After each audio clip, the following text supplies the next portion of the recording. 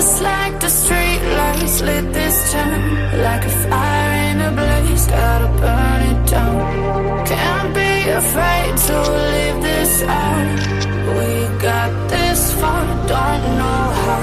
I see danger in your eyes.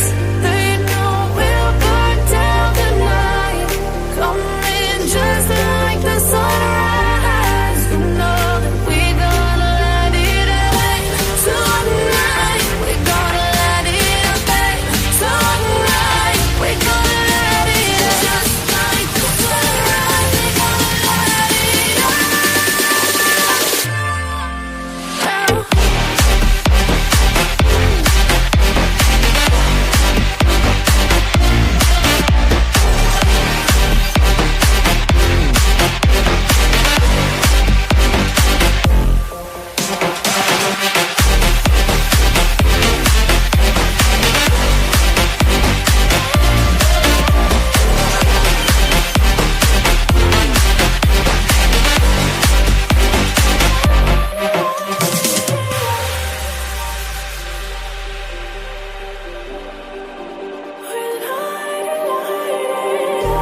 Just like a spark that's breaking out. Can't make a stop, can't turn back now. We know that there's no room for doubt. No, we can't turn back now. I see danger in your eyes. They know we'll burn down the night.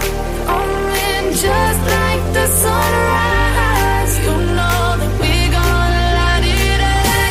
Tonight, we gonna let it away. Tonight, we gonna let it away. Just like the sunrise, we gonna let it away.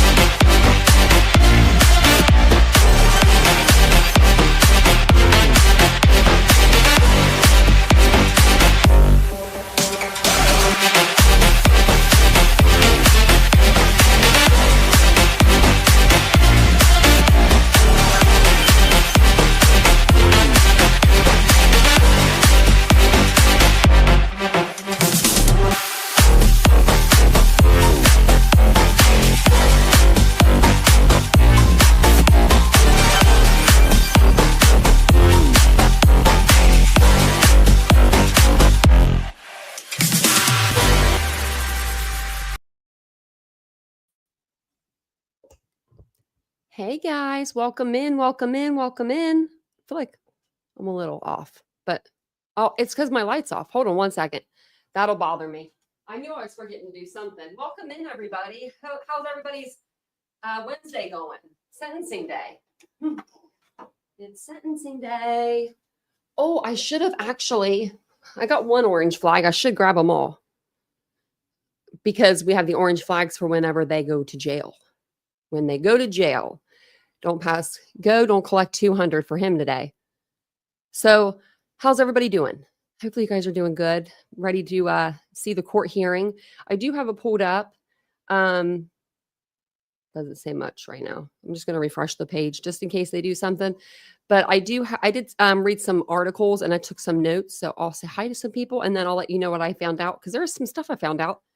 And then we'll get started. So yeah, we'll be here probably for the majority of the day, I'm assuming, because they're going to be doing sentencing, like I said. And you know, they're going to have a lot of victim impact statements, I'm assuming. So hey, Mary Beth. Hey, Kathy. Hey, Maga Mama. Hey, Crime Kitty. Hey, Ladybug. Hey, Willows. Hey, Catherine. Hey, Chris. Welcome in, everyone. Hey, Debbie. It's good to see everybody this early. Hey, Kathy. It is an early morning. Hey, ALR. And I'm one of those people, if my house isn't in order, I can't sit down here and do a live. So I feel like I'm sweating. So I was running around cleaning the kitchen this morning because Vincent had breakfast before he went to work. And of course, I mean, he just didn't have time to, clean up, which is perfectly fine. I don't mind doing it for him. But I looked at the sink and I was like, yep, can't leave that. Hey, Wizard. Wouldn't miss us for anything, right? I know. We're all here and Ashley's here. I feel like Ashley's come a lot of you guys have come full circle with me, but I know Ashley definitely has. She's been there through the good, the bad, and the ugly. And there has been some good and the bad, the ugly. You know what would be a good idea if I clip together like clips? It would take me a while. I'd have to like go in and download my videos, but I could do that. Like make like, I don't know, like a 5-minute video or 3-minute video of just like clips of us like throughout, like, like me, like, trying to think of it, me like highlighting your comments, me going nuts. The tears, the blood, sweat, and tears. I think that we all put into this. Hey, Otto, literally, actually, we were live, and I was putting medicine on my tooth just so we could do the lives. Typical me. I'm at work. Oh, well, there's nothing wrong with that. There's nothing wrong with that. Or Mary Beth. I almost called you Ladybug. Mary Beth. And I'm so sorry I didn't say hi to you last night, Ladybug. I did not, I'm just used, and I took this for granted. After I got off live, I thought about it. I'm just so used to seeing you in every single live with me. And I must have I thought I said it and I did it. And I felt so bad. I was like, you're just used to her always being there. And one of these days you may have to take a break and you might not be here for a day or two. And I might be like, where's Ladybug? Hey, CJK. Hey, Legal Lacey. Hey, Pete. It's good to see everyone. Early morning. It's not really that early. It's 11 o'clock here, but I did not I went to sleep. I slept well, but I don't know. I took a little nap before I came on. I took a nap from 8:30 to 9:30. I think that screwed me up. I'm scared now we're crying and shit. I hope we don't, but we probably will. Hey, Jeffrey. Is Brian going to be in street clothes? No. So he's going to be in jail attire. So, hey, get to the ducking point. Hey, Boone. Let me get down here and I'll tell you. Hey, Gwen. It's been a while. Gwen, how you doing? Hey, I said already said hi to Otto. I'm going to say hi again, though. I feel like you don't make a lot of lives. You don't get to. Hey, ATX. Oh, there comes another dog. I hear her. Hey, Naomi. Oh, driving but listening. That's the best part. Like when you have to go somewhere and you need something to listen to. I hope we are entertaining. I'll be entertaining. Hey, Debbie. It's always whenever you're driving, you always want someone to keep you company. I do that. I watch podcasts and this car I drove the other day, it hooked up my phone directly to it, which was nice to be hands-free, which I'm usually hands-free in our car, but it's different. I don't know. It's just a different hands-free. 26 months. Look at that. Mary Beth and ALR. 26 months. Wow. You guys have been here forever. Wow. How many months are you in, Ashley? 28, 26, something like that? I need to look. I need to do something special for you guys that have been here for so long. Hey, Mary Ann, welcome in. There's another one that's been here for a while. Mary Ann. 29, Ashley. Oh my gosh. I remember when you were excited to get your 6 month. I remember that. Wow. It seems like ages ago. It does. It really does. So, okay. Oh, I thought I saw something, but then when I clicked refresh, it looked like it went into the courtroom for a second, just like a splash. It didn't do it again. Okay, that was weird. Okay, so let me see where we were at. Because I just have a bunch of notes that are miscellaneous. So basically, Brian Kohlberger pled guilty on July 2nd, 2025, and today is his sentencing hearing. So he pled guilty to 4 counts of first-degree murder and burglary, felony burglary. So the burglary charge carries 10 years and the murder charges all carry life without parole. So today they're going to do his sentencing, which he already knows what his sentencing is. They're just going to reaffirm it. And they're going to let the victims' families go up and talk. And maybe if Dylan and Bethany are there and they want to go up and talk, I really hope that Dylan's there. I feel like this is something she's maybe I don't know. Everyone's different for healing, but I think this would help in her healing. I really do. To be able to confront the person that, literally, if he saw her, he played God that night with her.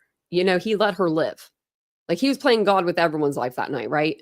But for Bethany, I feel like it would just be just this survivor's guilt, like no other. And I feel so bad for her. And, Bethany, I don't really know if she'll do a victim's impact statement from what we read. She's kind of like moved on, you know what I mean? From like not and not in a bad way. Of course, they're supposed to move on, but like it seems like she's moved on a little bit like easier than Dylan, and that's probably because Dylan came face to face with him. My question would be, right? Did you see me? Even if he didn't, hey Tampa's, even if he didn't like answer it, because he probably wouldn't, but you could still maybe get a reaction out of him. I don't know. You probably couldn't because he's cold, like just, and that's not autism that makes you like that. We're all different, but girls got autism and I don't like just stare at you guys. Hey, Jolene. Did she? Oh, let's go over to Twitter. Let's go to Twitter. Let's go to Brian and let's see if he's been out in the courtroom yet. He's probably not. I mean, he probably is now. Okay. So let me present this to you. Let me share this page so you guys can see it too. So it says 23 minutes ago, Brian Kohlberger's sentencing starts at 9 a.m. Boise time, 11 a.m. Eastern Central. They'll be online, on air. That's from last night. That was the report. So it says, I'm in the holding room to get into Kohlberger's sentencing. I guess you're allowed to text in there. And then this is the line to get into the Brian Kohlberger sentencing. Starts at 9. Wow, look at that. Yeah. Y'all are going to have to go in the overflow room. Do they let just anybody in the overflow room, or is that more for like press, I wonder? Wow, look at all the... because Bill Thompson forgot to tell you, Bill Thompson is going to make a statement afterwards. So what we're going to do, so while we're live, I'm going to make a little like video or something to play because it's going to be 40, because he doesn't make a statement until after sentencing, right? That's what he said. So he's going to come out 45 minutes after the hearing's over. I don't know if he's going to maybe sit down with the families in that 45 minutes. I would hope so. But because I would hope that they wouldn't learn on the courtroom steps, right? But he's supposed to come out and maybe give us more information on what happened that night, more evidence, more of what they were going to present and stuff. So I'm excited to hear that. So, who all made hors d'oeuvres, right? I was telling Vincent today, I was like, I wish I would have been able to go to this. Like, I would have been first in line. I would have been there 3 days ago, standing there with my little porta potty and my tent. Did they make a porta potty last small? It's a potluck, yeah. Everybody bring a dish. I said that I wouldn't be like, I don't think, like, I don't know how I'd feel about it, but like, they would make a shit ton of money, the grub truck, if they would have showed up. I don't know how that would look on their part. It would bring money to Moscow, though. I mean, it would bring money back to the company, like to their, where it should have went, in my opinion. And maybe they could have gave out free carbonaras to the first like 20 people or something, if they said it right. Carbonara. She has to you have to extend it out, right? He's citizen. He Daphne. So 3 days ago, yeah, I'm like, I would have been out there. 3 days. I would have been out there with Brian in. That's why I said I will super glue myself to him. He's adorable. Who wouldn't? Okay, we don't care about her. Not Olivia. I'm talking about Maxwell. Okay, so it doesn't look like he has much on there, but we'll go to it says it's trending. Where was it? Right here. So I'm always afraid to go through these, because you get some of the, let's go to the latest. Let's go see the crazies. A lot of people are really crazy when it comes to this. We are still live. Okay. Were they live from like last night or something? Family members of the Ada County Courthouse. What? At the Ada County Courthouse. Enter through a back door, not Steve. No, Steve trots his media horse. I love Steve. Right down Main Street and make sure everyone sees him. I think that's awesome. Show me the cameras. He has every right. And Corinne, look, can you even comment? You can't even comment. That's the people I don't like. I don't like those people that will post that crap and then won't even let you comment on it. You know what I mean? Corinne, have you ever lost a child to a knife wielding freaking lunatic in the middle of the night while you were in bed? Probably not. I'd say no. I'd say no. Those are the type of people that have never lost anybody in their life. I'm sorry, but that's usually how it goes. They don't know loss, so they don't know what it feels like. Personally, I think I would trot my ass down. I would trot my ass down the freaking right front center of Main Street with a damn marching band. Here I come. Right? He said he wasn't going to go in. I don't think he is. So remember people were saying like we thought he was going to go in. No, I think it's just Olivia. I don't know if Christi went in. I don't know. I bet she went in. I think Christi's looking for answers. And so is Steve. But they just have a different way of doing things, you know? And I think it's hard for her to say, like, no, don't do it that way, because she knows he's grieving just like she's grieving. And I think that's how the relationships worked, like for this long, because usually couples, they split after something like this happens to their child. And these two to me have just been like a bond for each other. Just like the Chapin family, those two, I mean, incredible people, incredible that they have such, you know, strength to where they grieve the way that they grieve. You know, we don't really hear a lot about the Mogen family, but we know that they're devastated beyond belief. That's why they don't talk. Just too devastated. And then Jeff Kernodle, same with him. You know, he doesn't really talk a whole lot. But we do have Cara. I heard she's going to be there. So I hope she goes.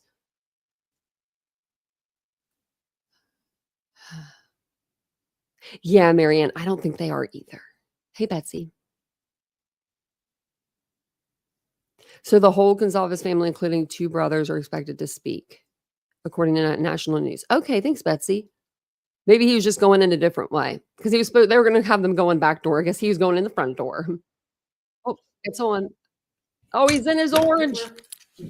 Look at him. Just look at him. Be seated. Thank you. Okay, I'm done. Let me get my flag. Need 5 minutes?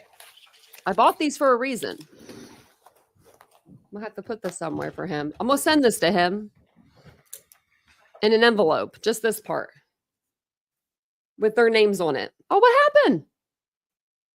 They were mad I got my flag out. I have like 13 of these, actually. I need to get them all. I got them for him. I got these over 2 years ago for Brian Koberger.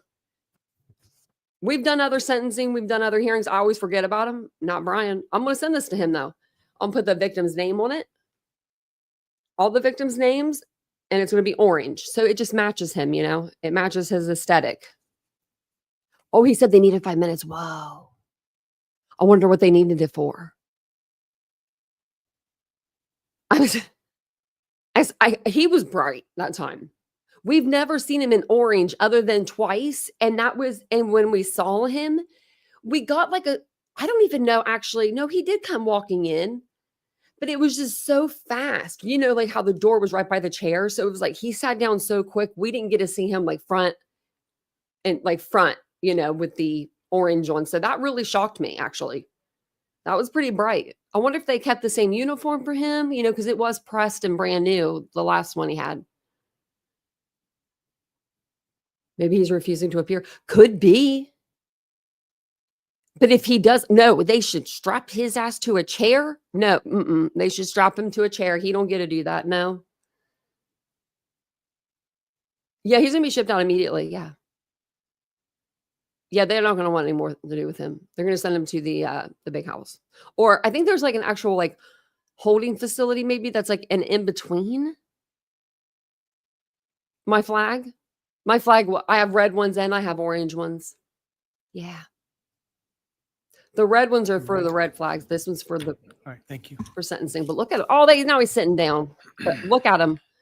He does have an All right, this undershirt. is So someone's sending him money. CR012431665, State of Idaho versus Brian Koberger. Defendant is present in custody with counsel, Ms. Taylor, Ms. Massoth, Ms. Barlow. The state is represented by Mr. Thompson, Ms. Jennings, Mr. Hurwitz, Mr. Nye, and Ms. Allen. This is the time set for sentencing in this case. The defendant previously entered a plea of guilty to 4 counts of first-degree murder and 1 count of felony burglary. In exchange, the parties stipulated to recommend a sentence consisting of, on burglary, 10 years fixed, on each of the 4 counts of first-degree murder, life fixed. Christi, no, or is that The parties waived pre-sentence investigation. To my understanding, blue? neither party submitted a sentencing memorandum or other materials for the court. sorry, I didn't mean to The yell court at is you. familiar with the file and the evidence submitted previously by the parties as it has reviewed them throughout the case and in anticipation of trial.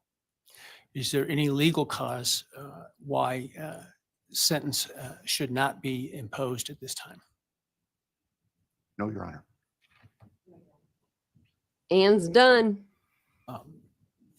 Does the state, before impact statements and arguments, wish to present evidence today? Your Honor, the state does not intend to present evidence in a documentary sense. We have provided the court through the clerk with photographs that we would like to use during the course of our sentencing argument. Sure. All right. Thank you.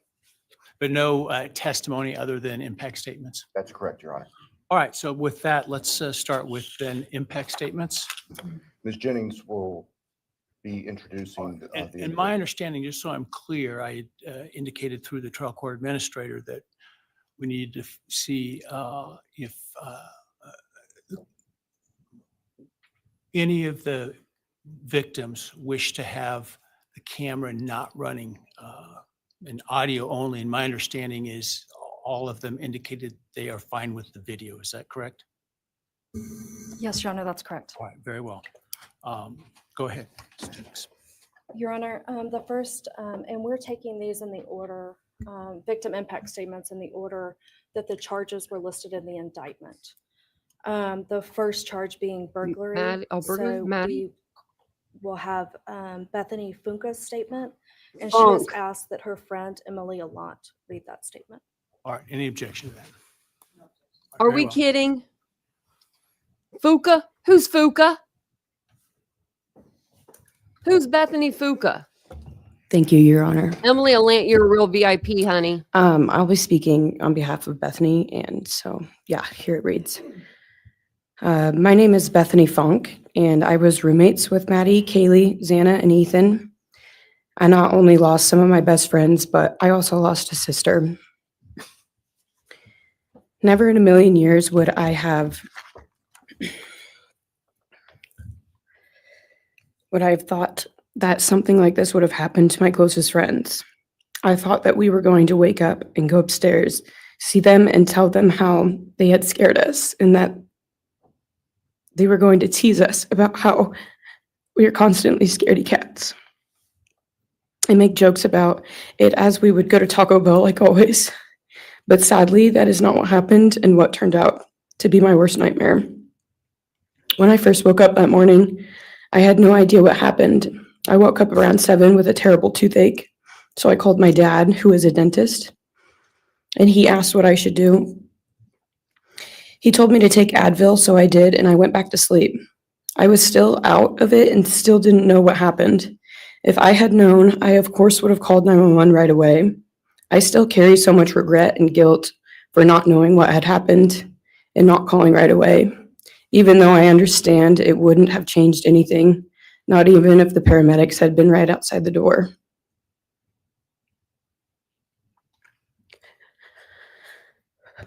I was so frantic that morning and scared to death, not knowing what had happened. And when I made the 911 call, I couldn't even get out the words And from then on, I don't remember a thing. It was like my brain wiped that whole memory. That was the worst day of my life.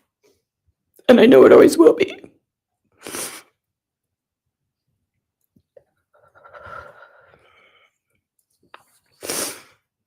While I was still in shock, trying to process the fact that my friends were truly gone, I had been attacked by the public.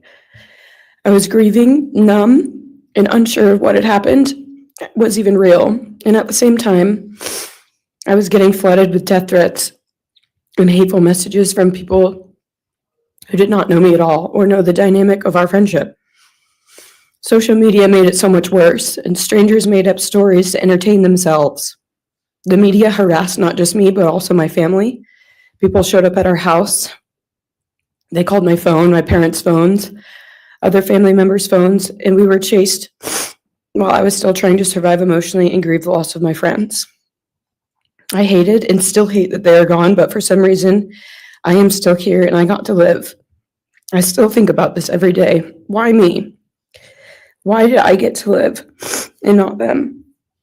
For the longest time, I could not even look at their families without feeling sick with guilt.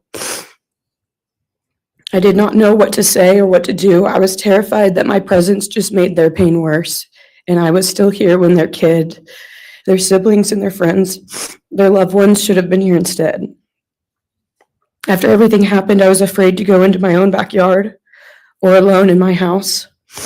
I was scared that the person who did this would come for me next. I was always scared that the media would try to catch me at any moment of any day, even when I was just walking around my house. I made my parents close all the blinds during the day so no one could see me even in the slightest chance. I barely left the house, and when I did, I made sure I was never alone.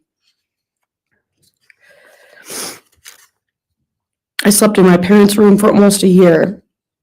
I made them double lock every door, set an alarm, and still check everywhere in the room just in case someone was hiding. And I still check my room every night before, and I double lock it. I have not slept through a single night since this happened. I constantly wake up in panics, terrified. Someone is breaking in, or someone is here to hurt me, or I'm about to lose someone else that I love. The fear never really leaves. For a long time, I could barely get out of bed, but one day I realized I have to live for them. They did not get the chance to keep living, but I do, and I will not take that for granted. So now every day I remind myself to live for them, and everything I do it with them in mind. I am still scared to go out in public, but I force myself to do things because I know that they would want me to keep living my life to the fullest. I am beyond blessed to still be here, and I refuse to take that for granted when they did not get a chance. Our house was not just a house, it was a home. It was where we laughed till we couldn't breathe, make meals, did crafts, binge watch reality shows, played games, and spent lazy days on the couch. It was movie nights, wine nights, morning debriefs, pranks, hot chocolate, cookies, and warmth.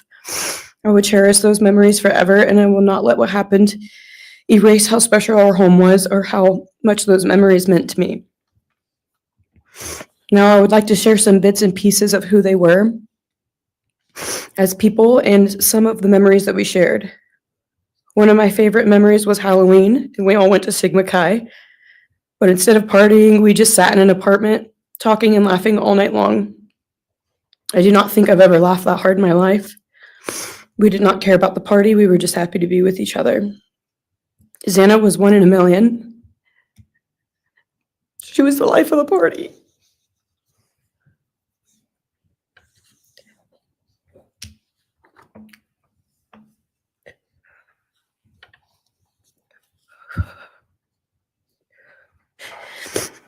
But she was also the kindest and funniest person I knew.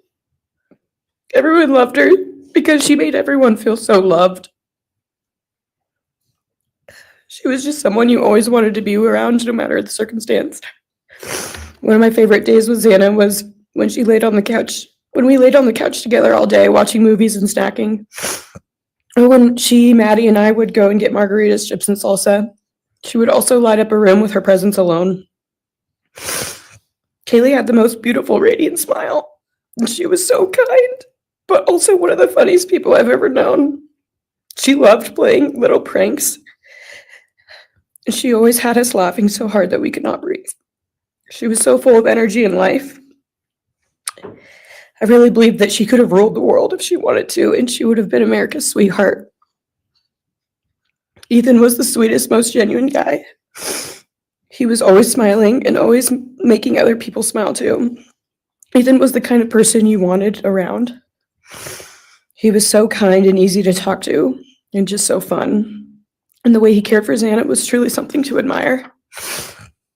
And really was proof that storybook love and true romances really do exist. It was not only obvious to me, but everyone that was around Ethan and Xana that they were absolute soulmates. Maddie was not only one of my best friends, but she was the older sister I would have always wanted. Did he just roll his eyes? There was no one I looked up to or admired more than Maddie. She was truly a ray of sunshine, and everyone was drawn to her. She was so kind, loving, funny, fun, and passionate.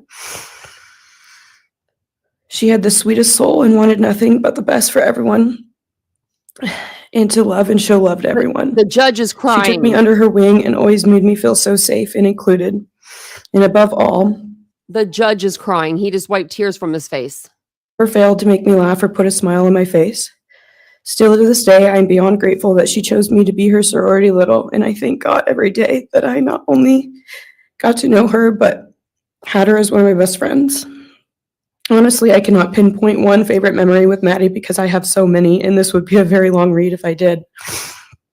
But if some little memories with her that I cherish is when the two of us made a nice dinner and split some wine, or when we would binge watch Jersey Shore or Summer House. When we came up with a whole dance routine on Halloween and danced and sang all night, like no one was watching. All the late night walks home from going out, and just little shopping trips and so much more. I am beyond blessed that I had the chance to know each and every one of them. They changed my life in ways I would have never put into words. I hope that they are remembered for who they are and not what happened to them, because who they are were so beautiful, and they deserve to be remembered in the highest way. My heart breaks every time I go to text one of them or how badly I wish I could see and hang out with them. And then I remember I cannot. I will never be able to again. But I still talk to them in my prayers every single night, and I always will. I wish more than anything I could hug them one You last did, time. Shell. I saw it. And I wish I could tell them how much I love them. And even though I cannot, I still tell them every night. I will keep living for them as long as I am lucky enough to still be here. And they were all truly one of a kind, and they will be in our hearts forever and always. Thank you. And please convey to Bethany my appreciation for her courage, and I hope that she heals. Oh, that's sad. Next is Dylan Mortensen. We're asking for some accommodations for Miss Mortensen, and that she be allowed to sit in my seat. Sure. Oh, probably can't stand. Oh, absolutely. Get up there, girl. This is your time. Oh my goodness. We haven't seen her. Oh my goodness. Dylan, just take your time, all right? Oh my goodness.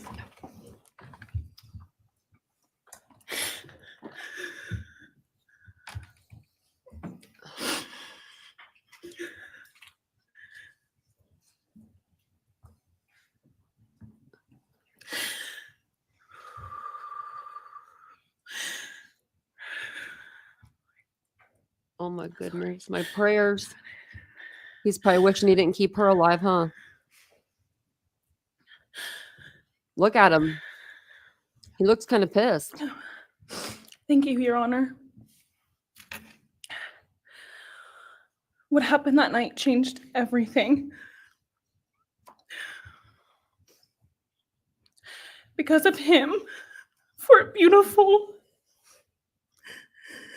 genuine, compassionate people were taken from this world for no reason.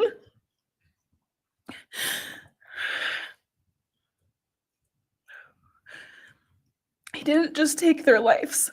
He took the light that carried it into every room. He took away how they made everyone feel safe, loved, and full of joy. He took away the ability for me to tell them that I love them and that I'm so proud of them. He took away who they were becoming and the futures they were going to have. He took away birthdays, graduations, celebrations, and all the memories that we were supposed to make. All of it is gone. And all the people who loved them are just left to carry that weight forever. He didn't just take them from the world. He took them from me, my friends, my people who felt like my home, the people I looked up to and adored more than anyone. He took away my ability to trust the world around me. What he did shattered me in places I didn't know could break. I was barely 19 when he did this. We had just celebrated my birthday at the end of September. I should have been figuring out who I was.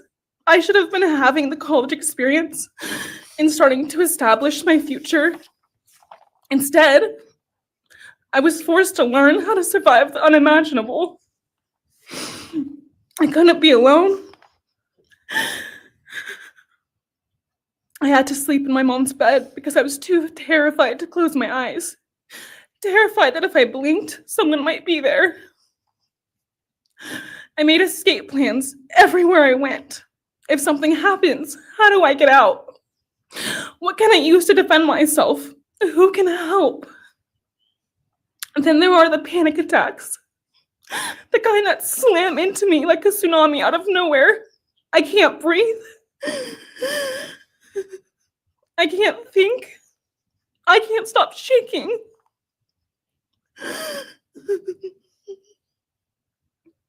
All I can do is scream because the emotional pain and the grief is too much to handle. My chest feels like it's caving in. Sometimes I drop to the floor with my heart racing, convinced something is very wrong. It's far beyond anxiety. It's my body reliving everything over and over again. My nervous system never got the message that it is over, and it won't let me forget what he did to them. People call me strong. They say I'm a survivor, but they don't see what my new reality looks like. They don't see the panic attacks, the hypervigilance, the exhaustion, the way I scan every room I enter, the way I flinch at sudden sounds. They don't know how heavy it is to carry so much pain and still be expected to keep going, and that's because of him. He stole parts of me I may never get back. He took the version of me who didn't constantly ask, what if it happens again? What if next time I don't survive?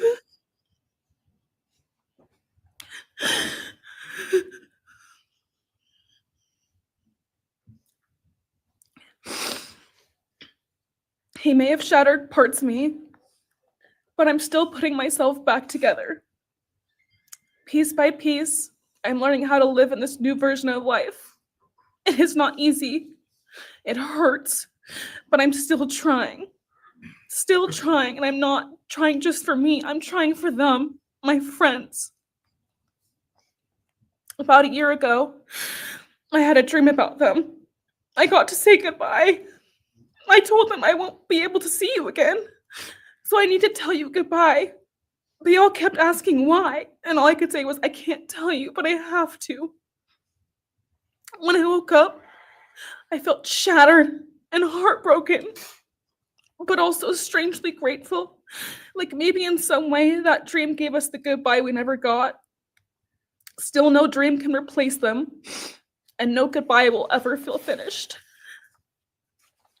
He is a hollow vessel, something less than human. A body without empathy, without remorse. He chose destruction. Did he shake his chose head? Yeah. evil.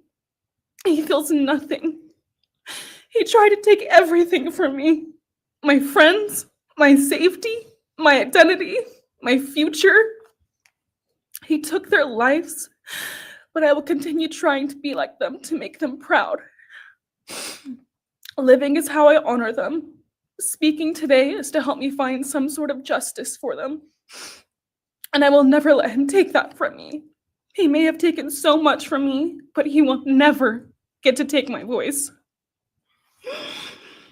He will never take the memories I had with them.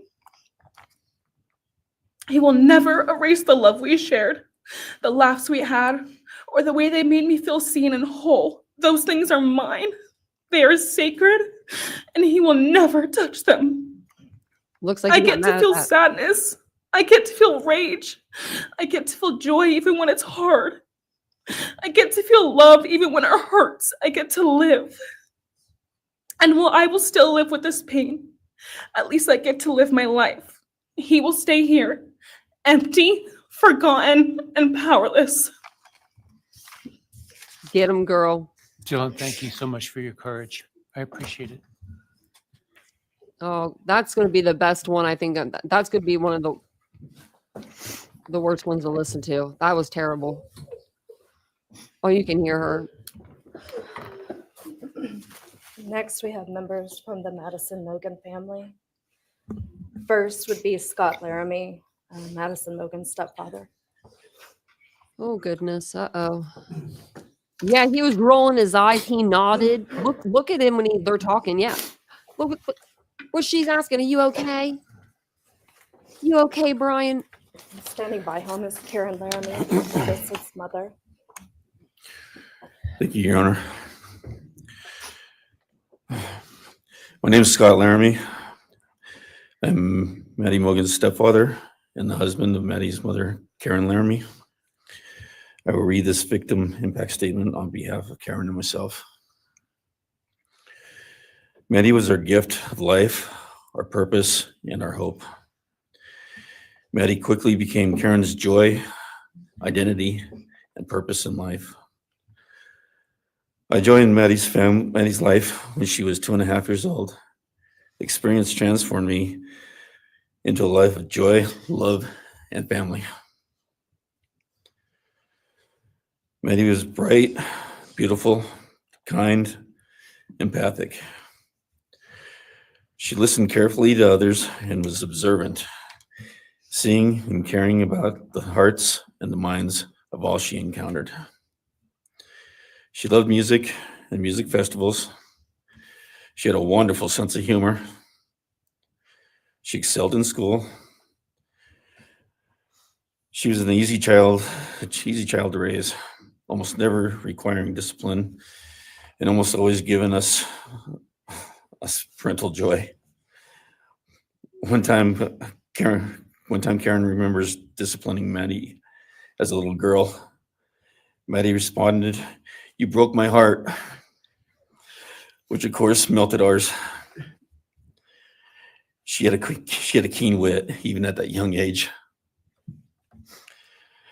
As she transitioned into teenage years, she prioritized us and extended family over many of the distractions that capture teenagers. She showered us with her presence and love at family events, barbecues, picnics, birthdays, holidays, and others. She spent countless hours with her papa, her Uncle David, Aunt Nadine, and her other close family and friends.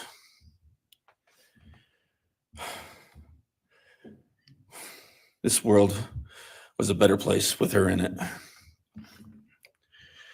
As she reached adulthood, Maddie applied her studies to be a marketing professional, entering into an internship at Payne West, and started planning her professional future. As with all things, she involved Karen and myself in the joy of her journey. As she transitioned into womanhood, Karen and I continued to be astounded at this wonderful and accomplished person we had created. All parents dream of their children accomplishing more than them. We realized this dream, all we had not become, she was becoming. Karen and I are ordinary people, but we lived extraordinary lives because we had Maddie. Maddie was taken senselessly and brutally in a sudden act of evil. She was taken along with the young, promising, and bright lives of Kaylee, Xana, and Ethan. First, we felt disbelief. Next, we felt disorientation. Then we felt grief overcome us. Our grief is compounded even more for the Goncalves, Kernodle, and Chapin families. We speak of hope and healing, and we do have hope and some healing. But the vast emotional wound will never fully heal. Since Maddie's loss, there's emptiness in our hearts, home, and family, an endless void. After losing your mother in a car crash, Karen took years to grieve and recover. The feeling that her life with Maddie and Abe was perfect helped her to start to heal. Now, this is no longer perfect. After Maddie's loss, Karen felt like she was spinning out, emotionally collapsing into anxiety and depression. She sometimes asks, how am I supposed to go on when I've lost my favorite person in the world? I felt the same, and we continue to struggle. The loss of Maddie has impacted so many beyond our family. Her second family is her sorority sisters who grieve alongside us. She has so many close friends who suffer from her loss. We will continue to be her loss will continue to be felt by the Vandal community, including Vandal Solutions on campus, where she volunteered her time for others.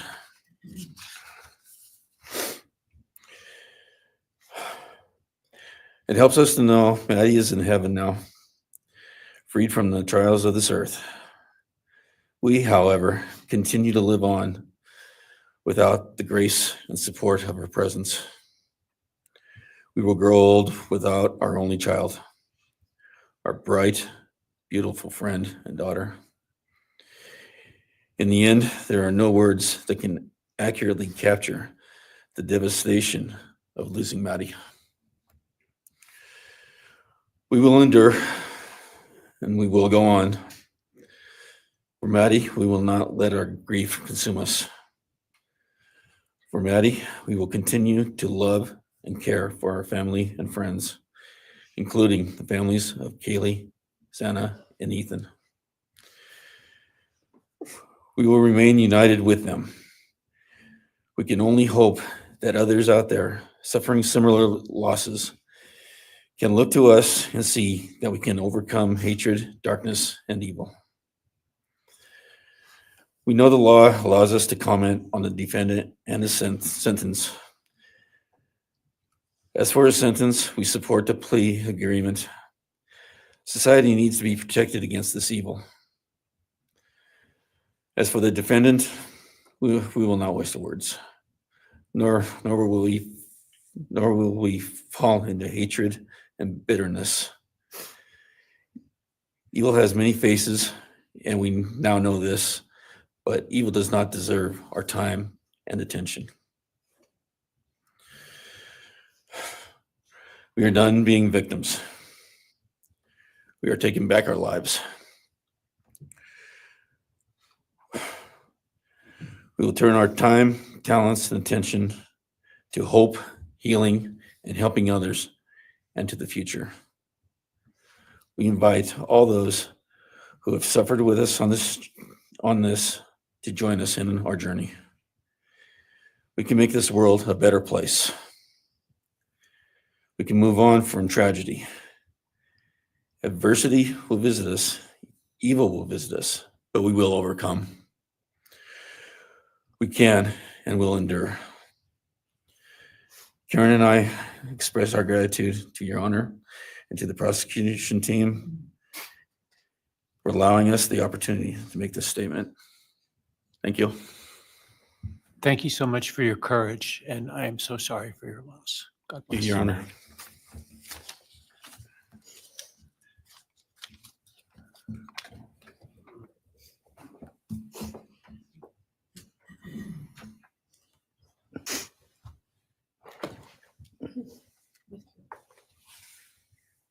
I think that's Steve.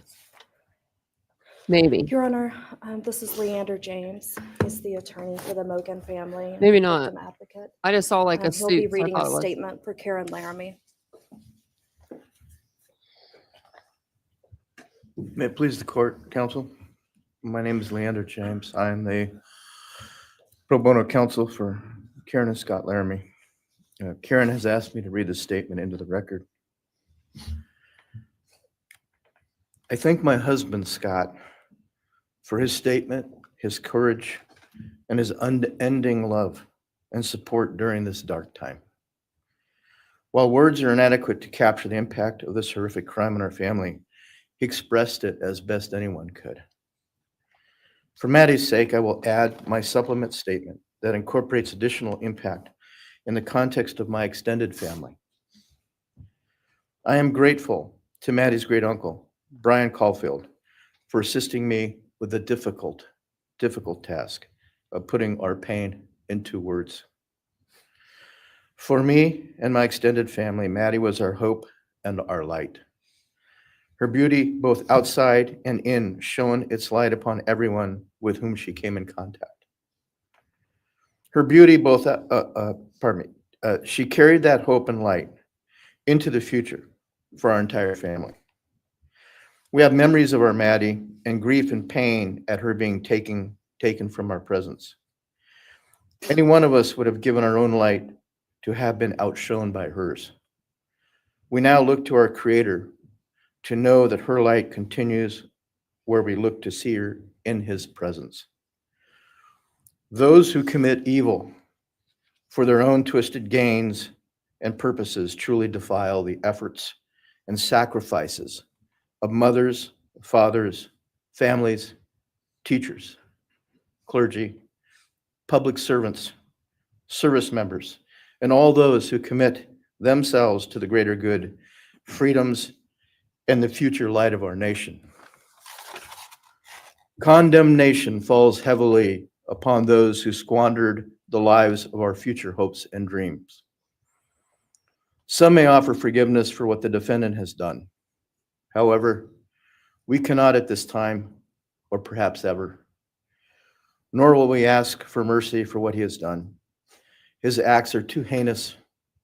The agony and grief he has caused, too great. But we will waste no further words or thoughts on him. For Maddie's sake, we will move on. We will do our best to carry Maddie's light into this world and make it a better place. I thank the court and the prosecution for allowing me the opportunity to make my statement. And I thank all those who have and will support my family and the families of Kaylee, Xana, and Ethan. Thank you. Thank you. Thank you, Mrs. Laramie. Appreciate it.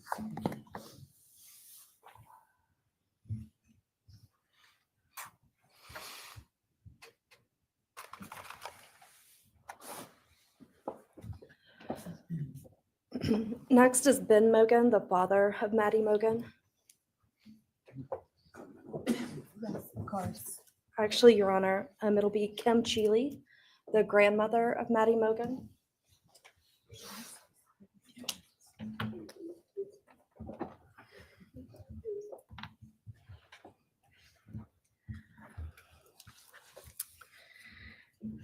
My name is Kim Cheeley. I was Maddie Mogen's paternal grandmother. As Beetle. Ben Mogen, her father, is my son. I'm here today with my sister Lori Cheeley, Maddie's great aunt, and my son Ben Mogen, and my daughter-in-law Corey Hatrock. I'd like to begin by thanking a number of people involved in bringing this case to closure. In my daughter's words, the plea deal the prosecution team reached this month is one that punishes the perpetrator of this horrendous crime, protects the public from further harm, and allows all of us who knew and loved these kids the time to grieve without the anxiety of the long and gruesome trial, the years of appeals, and potential for mistrials along the way.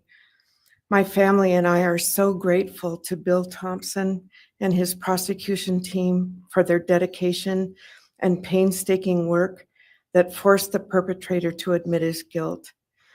We want to thank the Idaho State Police, the Moscow Police Department, the FBI, and Judge Hippler.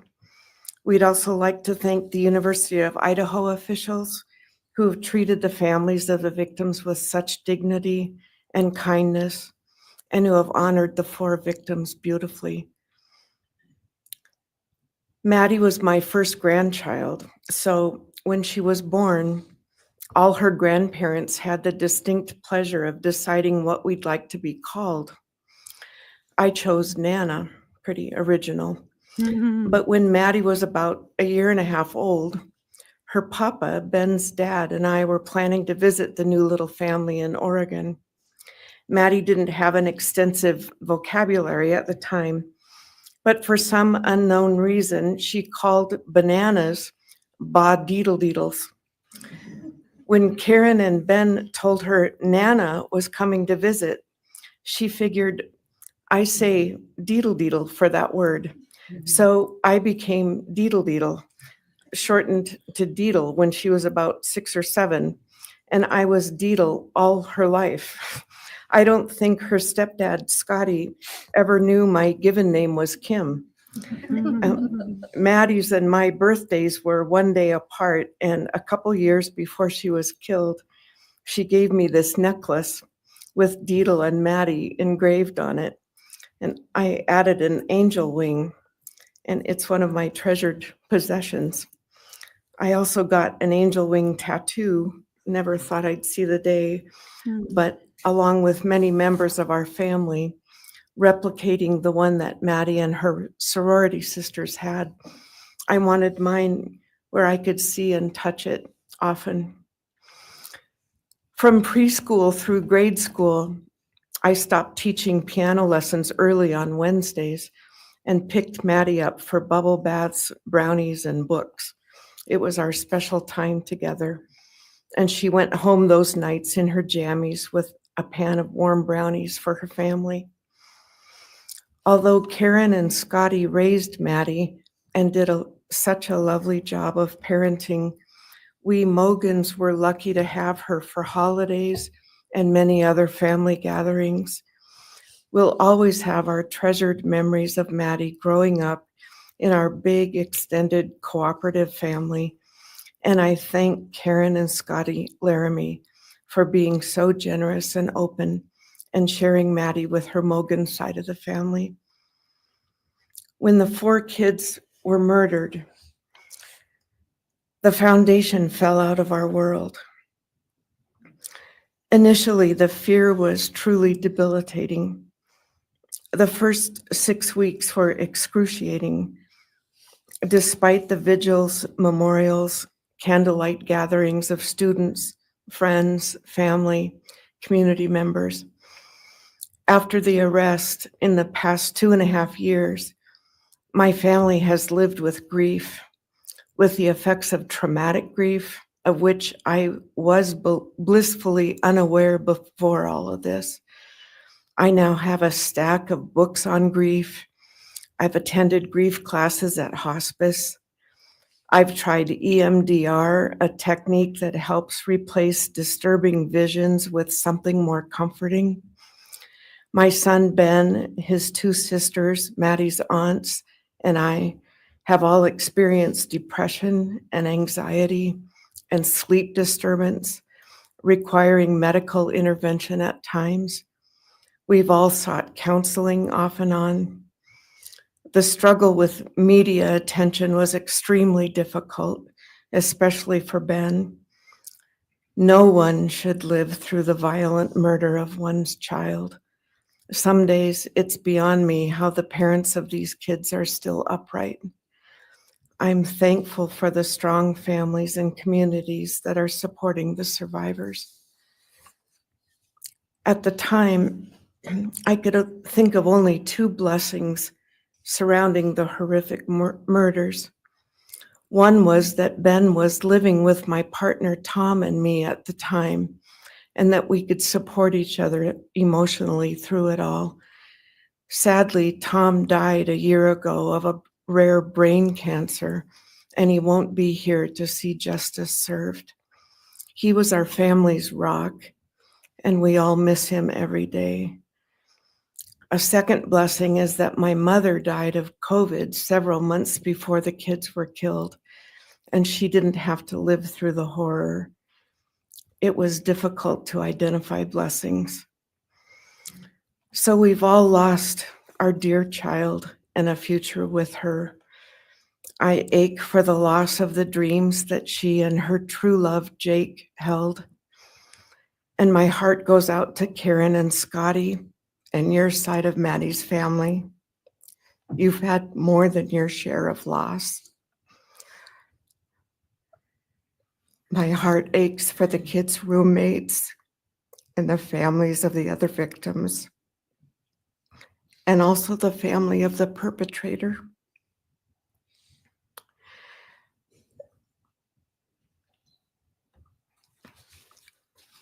Deedle's got empathy. Going forward, we Mogens are choosing to put our energy and focus into honoring Maddie's too short life and sweet spirit by celebrating Maddie May Day, which my two daughters established. On May 25th each year, Maddie's birthday, we encourage folks to do random acts of kindness in Maddie's name. In my daughter Katie's words, may we all protect our peace in whatever way possible, unite in community, and focus on joy. Please do an act in kindness in Maddie's honor during this week, so a glimmer of Maddie's light may live on. Thank you. Thank you, and appreciate your courage, and bless you and your family. Thank you.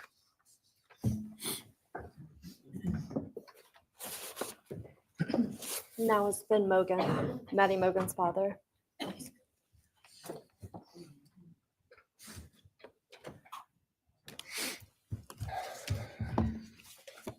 He looks nice. I'm Benjamin Mogen. I'm Maddie's dad. And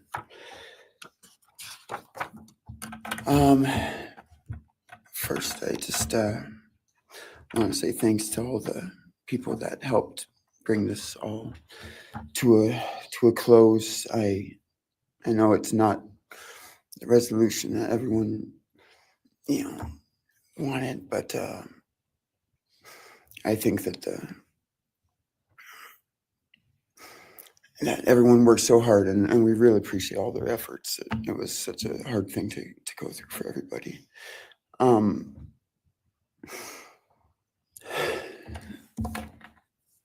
Maddie was my only child that I ever had. She's the only great thing I ever really did, and the only thing I was really ever proud of. And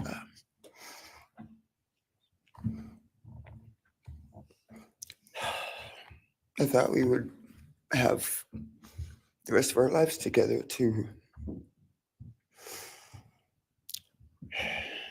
be together and know each other, and I took for granted the times, she was in college, and I thought, oh, well, we'll have the rest of our lives to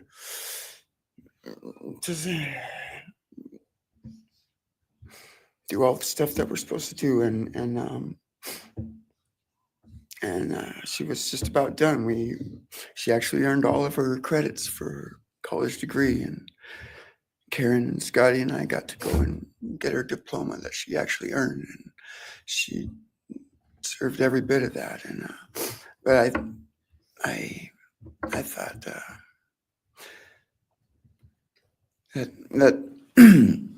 that was going to be just the beginning of a long life together, and we never got that. Karen and Scotty did such a great job raising her after Karen and I split up, and I'm so thankful for Scotty and the role that he played in her life when I wasn't able to. But we got to spend a lot of great times together, Maddie and I. She was my favorite person to go to a concert with. We got to see some fun shows together, and I told her, if there's ever a show that you want to go to, let me know, and I'll get you tickets for you and your friend, or if you want to go together, we'll make it happen. And my favorite memory with her was when the Mac Miller show sold out here in Spokane, and everyone wanted tickets, no one could get them, and they, on the last day before the show, they did a radio thing, and I got 4 meet and greet tickets for Maddie and her friends and me to go and see the show, and that was her favorite artist at the time, was Mac Miller. And I bet Kober like Mac Miller. He's gone now too, and my little cousin Zach drove us all there that night, and he's gone too, tragically. And anyway, the last thing that she ever wrote to me was this Father's Day card, and I'm so glad I still have it. I'm just going to read what she said. It says, "Happy Father's Day. I hope you have the best day. I can't wait till we can hang out again soon. I'll be in Coeur d'Alene 624 to 74. Hopefully we can find a time then. I love your birthday card that you sent me, by the way. Maybe we can see a concert sometime soon. I'd love to see the gorge when it's not so smoky out. I hope you're doing well. I'm proud of how far you've come. Thank you for always encouraging me to do my best. Love you lots and lots. Love, Maddie May."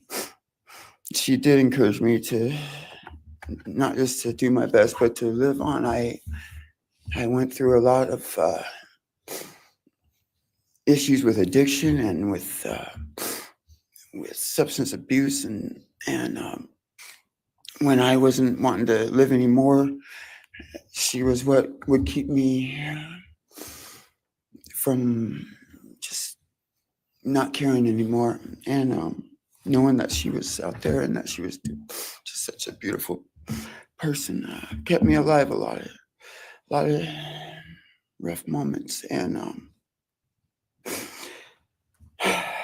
I'm so glad that she was able to meet Jake. He was the only one that I actually ever got to take her to the gorge. They went and saw Watershed together, and yeah, they had a heck of a time.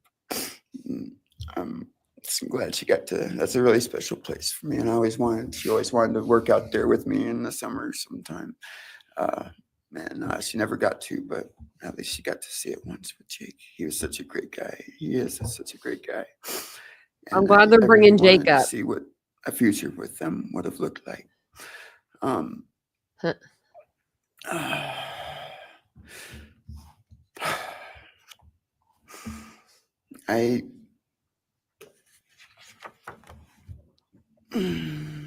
never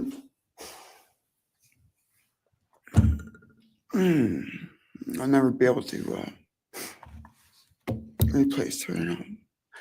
I wrote a bunch of stuff. I just don't know what to say right now. I just miss her so much, and I just love her more than anything. And it shouldn't have happened.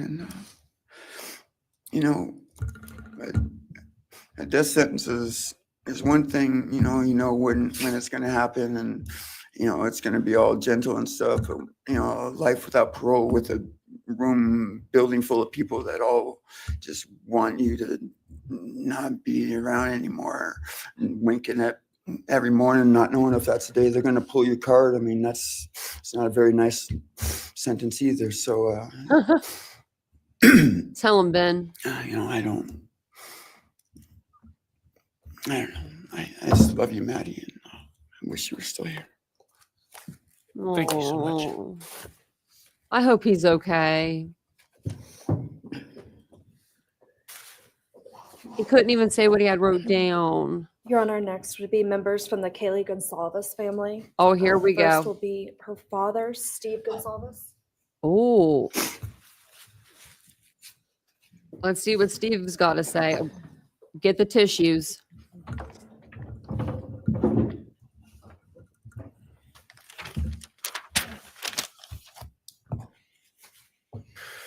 Today, we are here to finish what you started.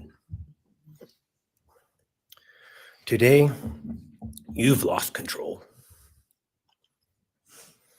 Today, we are here to prove to the world that you picked the wrong families. The wrong state, the wrong police officers, the wrong community. You tried to break our community apart. You tried to plant fear. You tried to divide us. You failed.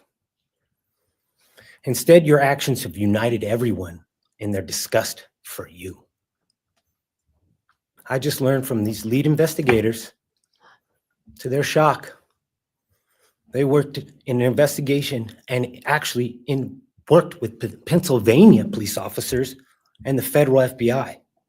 You united everyone. Everyone was united after you. None of us are divided. We are united in our disgust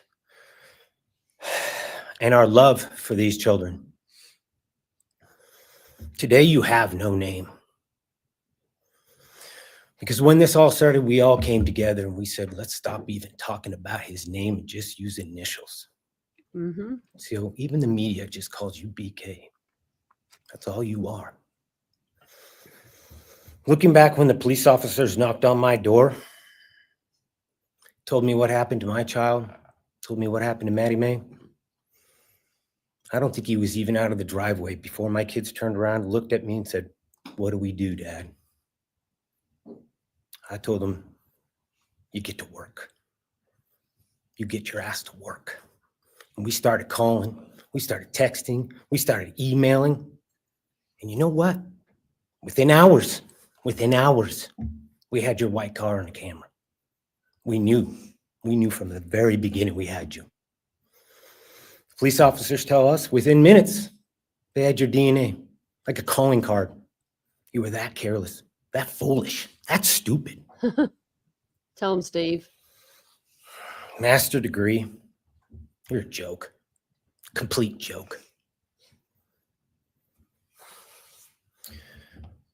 But we took this disaster and we did what we could. We put everything online. We took our kids, we took our images, we took everything that they did, their videos, their photos, the girls' pranks, Ethan singing. We put it out there, we shared it with the world. And the world united. And all they ended up, when they talked about this case, is they talked about Kaylee Jade, Maddie Mae, Xana, and Ethan. Everything what these people meant to us, a father, a mother, a brother, a sister, we shared that with our community. Then we shared it with our state. We shared it with the country. And eventually we shared it with the world. The world's watching because of the kids, not because of you. Nobody cares about you. You're not worth the time, the effort to be remembered. In time, you will be nothing but two initials forgotten to the wind. No visitors, nothing more than initials on an otherwise unmarked tombstone. From this moment, we've all started From this moment, we will forget you.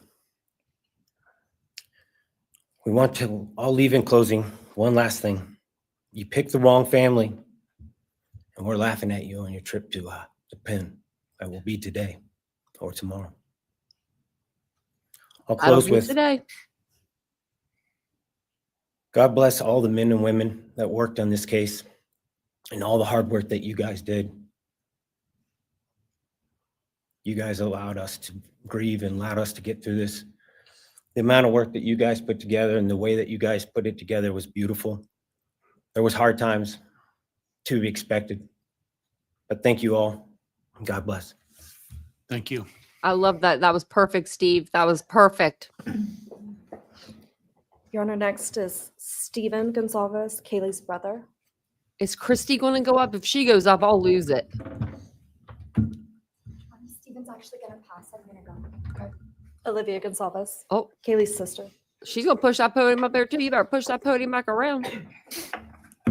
Hello, I'd like to start by thanking the court for allowing me the time and opportunity to speak today. My name is Olivia, and I'm the big sister of Kaylee Goncalves, and I was blessed to love Madison Mogen as a sister too. I'm not here today to speak in grief. I'm here to speak in truth. Because the truth is, my sister Kaylee and her best friend Maddie were not yours to take. They were not yours to study, to stalk, or to silence. They were two pieces of a whole, the perfect yin and yang. They are everything that you could never be. Loved, accepted, vibrant, accomplished, brave, and powerful. Because the truth about Kaylee and Maddie is they would have been kind to you. If you had approached them in their everyday lives, they would have given you directions, thanked you for the compliment, or awkwardly giggled to make your own words less uncomfortable for you. In a world that rejected you, they would have shown mercy. Because the truth is, I'm angry.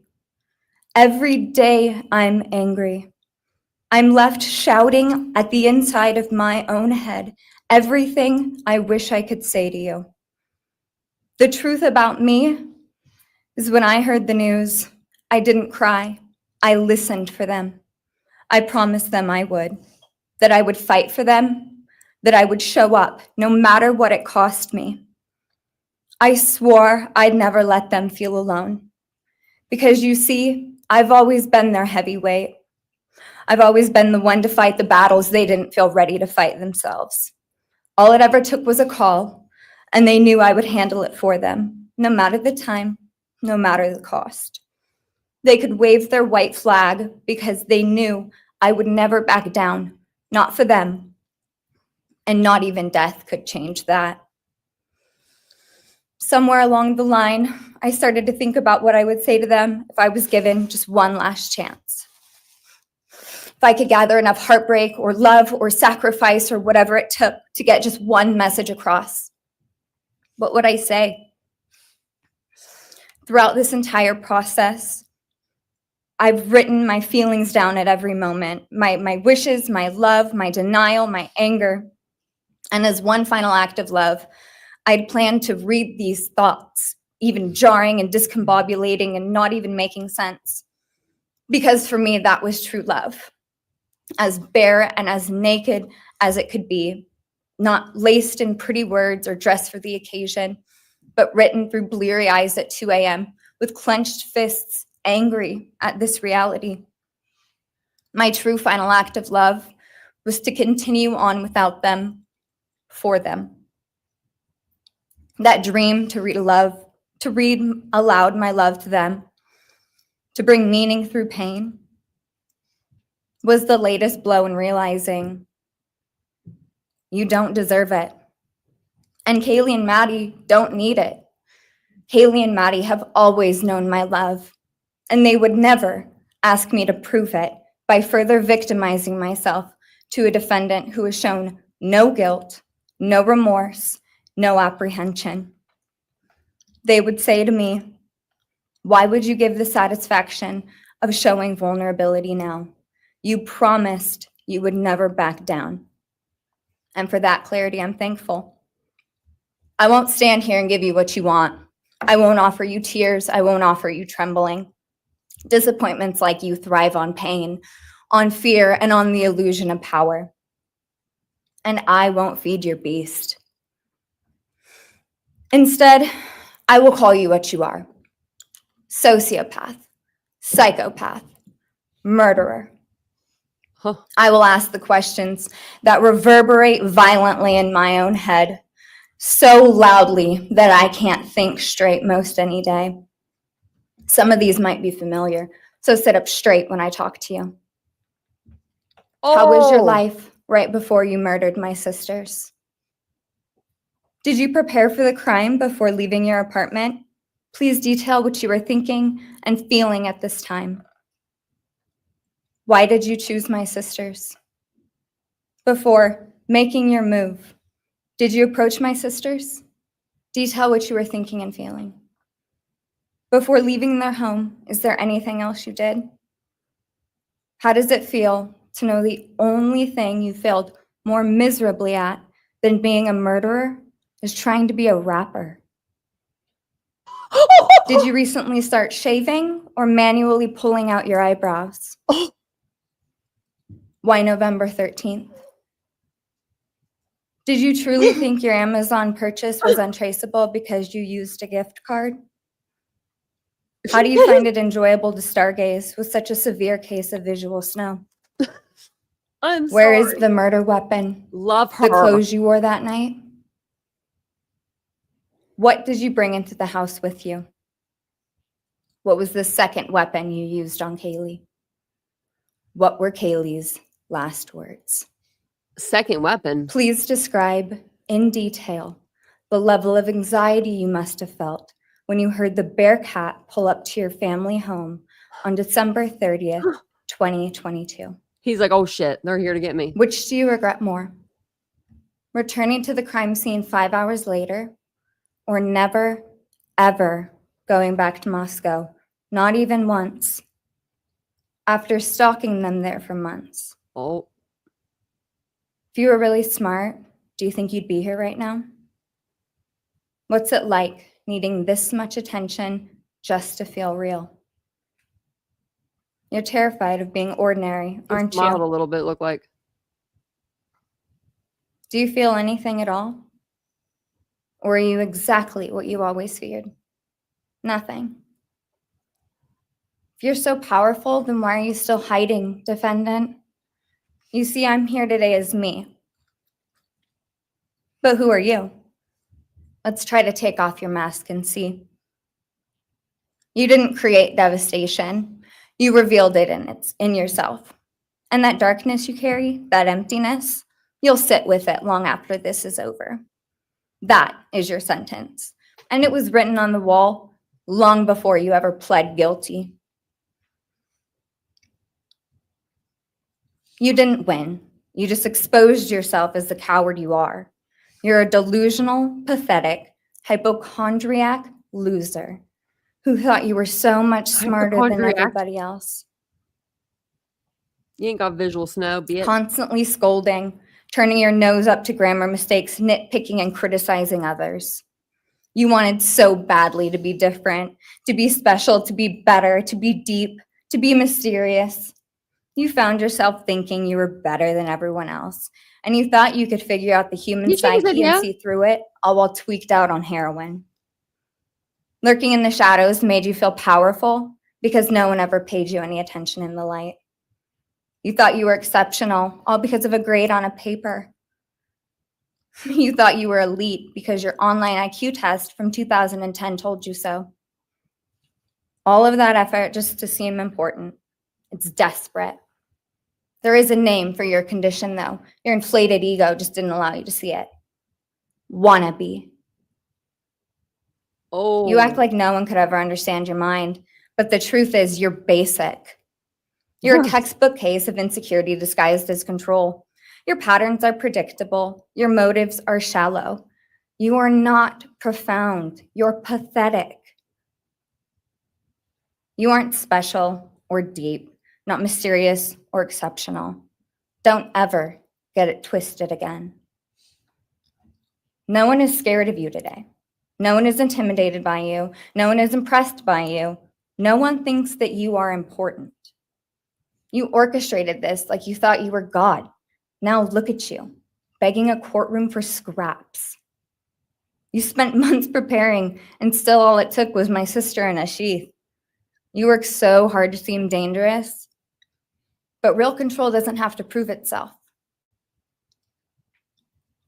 The truth is, the scariest part about you is how painfully average you turned out to be. The truth is, you're as dumb as they come. Stupid, clumsy, slow, sloppy, weak, dirty. Let me be very clear. Don't ever try to convince yourself you mattered just because someone finally said your name out loud. I see through you. You want the truth? Here's the one you'll hate the most. If you hadn't attacked them in their sleep, in the middle of the night, like a pedophile, Kaylee would have kicked your fucking ass. Oh, Thank you. Thank you. oh.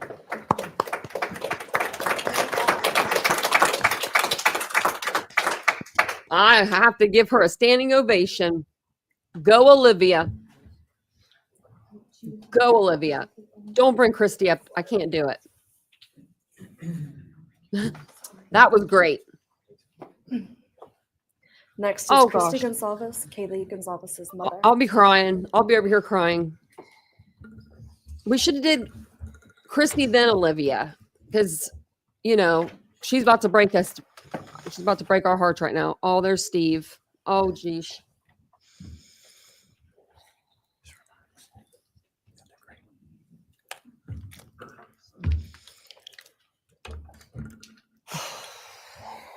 I'm crying already.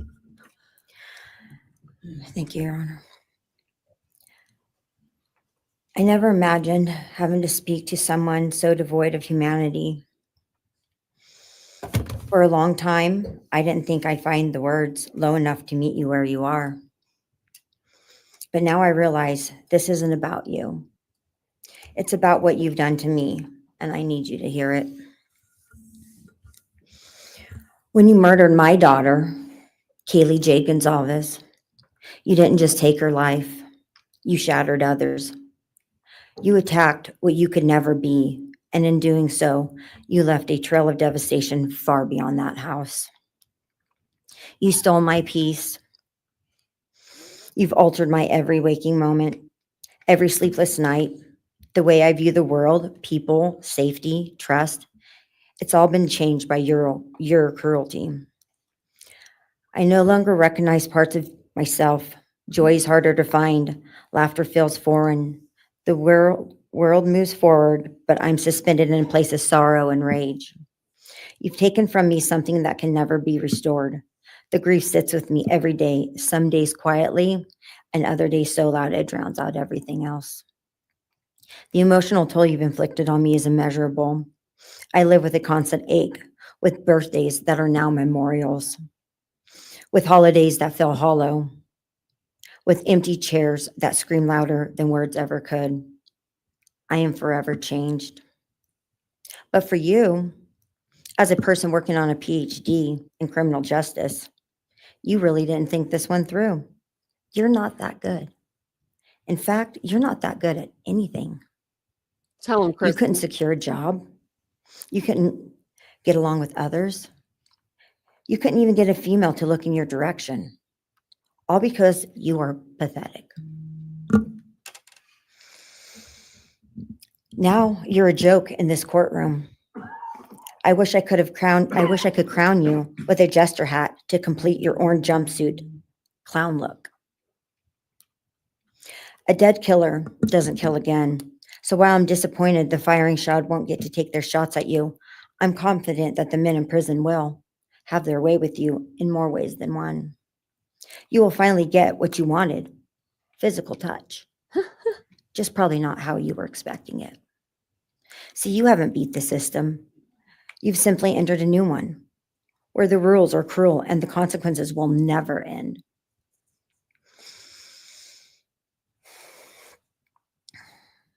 You are entering a place where no one will care who you are and no one will ever respect you. You will be forgotten, discarded, used, and erased. You will always be remembered as a loser, an absolute failure. And when those prison doors I slam love shut this. behind you, I hope that sound echoes in your heart for the rest of your meaningless days. I hope it reminds you of what we all already know. You're nothing. May you continue to live your life in misery. You are officially the property of the state of Idaho, where your fellow inmates are anxiously awaiting your arrival. But it's okay, because they're there to help you. Hell will be waiting. They're there to help you. Quick Oh, I message love from our her. youngest daughter. Aubrey wanted to say, you may have received A's in high school and college, but you're going to be getting big D's in prison. Oh, Thank you. boom, Aubrey. Aubrey.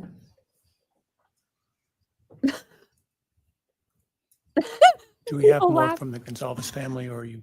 Yes, next would be Shannon Gray, the Goncalves family attorney. He'll be reading statements from Kaylee Goncalves' grandmothers. Morning, Your Honor. Shannon Gray, the attorney for the Goncalves family. I actually have 3 statements, one from her aunt and 2 from her grandparents. This is from her aunt, Tammy Butts. You in the cloak of darkness made a decision to turn our whole family's world upside down Well, forever. Tammy will let him have it. You in the cloak of darkness took our Kaylee J. Goncalves away from us all without hesitation. Never have you shown any remorse or regret. We just get creepy, non-expressive stares as you have your team of women defend you. Kaylee was a strong, kind, fun-loving, caring person, and she will greatly be missed by all her family and friends for the rest of our lives. She had goals in life that you took from her and us. We lose on watching her enjoying her life, working hard and building the future she wanted. She was ready to start that after college life. You in the cloak of darkness took it all away. You left us without her future wedding, her future children that she would have added to our family. No more talking to her on the phone, going for a coffee, celebrating holidays. It's all gone. You in the cloak of darkness gave each and every one of Kaylee's family members their own lifetime sentence.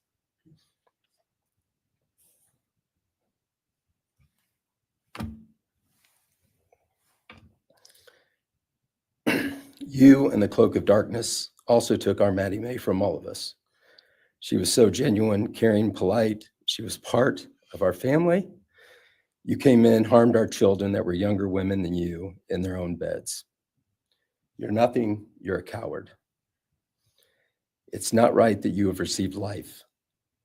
I pray that you meet your end in the cloak of darkness, burn in hell. I have 2 other statements, Your Honor.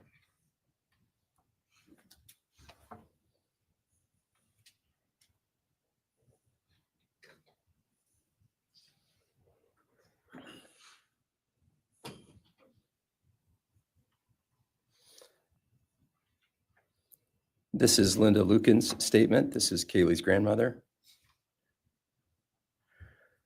I really don't know how to address something so inhumane, but I will try.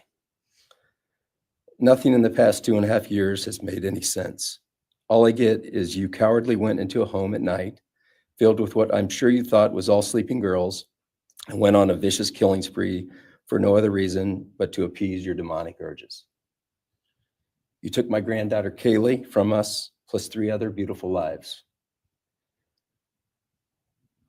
You took my granddaughter Kaylee, beautiful, sweet-souled, doll-faced Kaylee, who was getting ready to start her amazing life, who had such a bright future, who was loved by so many, who you were so envious of. She had a life you could never have. You are so beyond human. You're definitely a demon from hell. I truly wish your punishment would be the same death you inflicted on our kids. But I think you will meet some new friends in prison who will be there just to help you.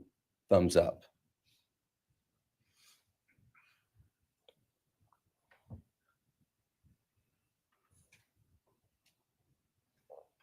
And I have one last statement, Your Honor. This is from Cheryl Goncalves, Kaylee's other grandmother. John 1:5 says, light shines in the darkness, and the darkness overcomes it not. Somewhere in your life, some jealousy, envy, ego, something went dark.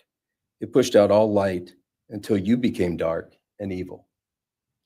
And when you saw my granddaughter and her friends, their light, because they have such a light, you couldn't stand it. Because the darkness in you could not stand the light in them. And so you decided to destroy it. Cowardly, you walked into their rooms in the dark and took their lives, hoping to get rid of your darkness. But you didn't. You failed.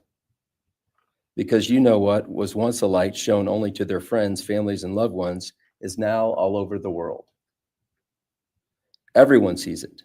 Their smile, their beauty, their plans, everything they were and had.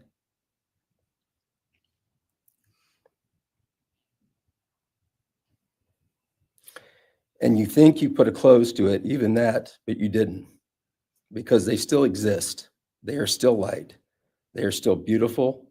You can never take that away. They will always be in the light of all eternity. And you will be in the darkness because you could not overcome it. You failed. I want you to be gone, more than gone. I want you to be cast out. Cast out from my life, from my family, from this earth.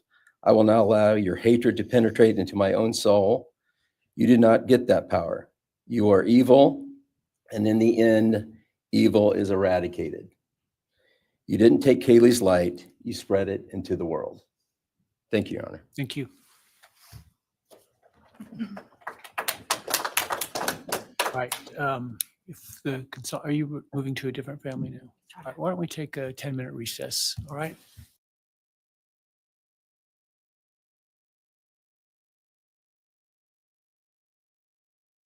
Okay. So I don't think that, sorry. And welcome in everybody. I was just, I was trying to get the laundry over to the washer, but I didn't make it that far. I just dropped it off and came back over because I was trying to listen in. I couldn't hear it very well. So I wanted to make sure I heard everything. Olivia, best speech I've ever heard during a sentencing, other than I will say the Jeffrey Dahmer one. I mean, no one can get as powerful as which, that woman went through. It was one of Jeffrey Dahmer's. It was the guy he killed his sister. Remember, I showed you guys the video of her. Yes, God, a big crime.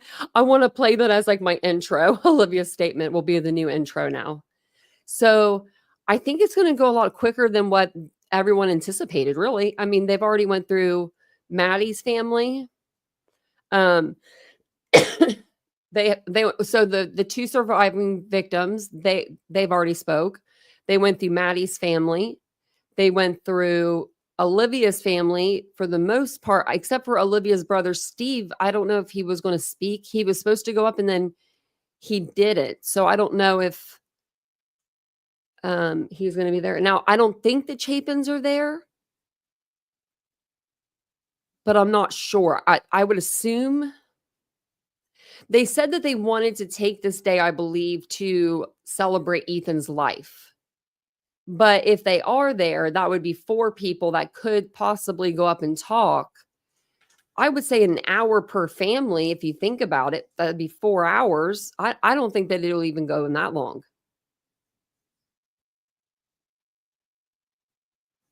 Yeah, and it's going in the order of the victims.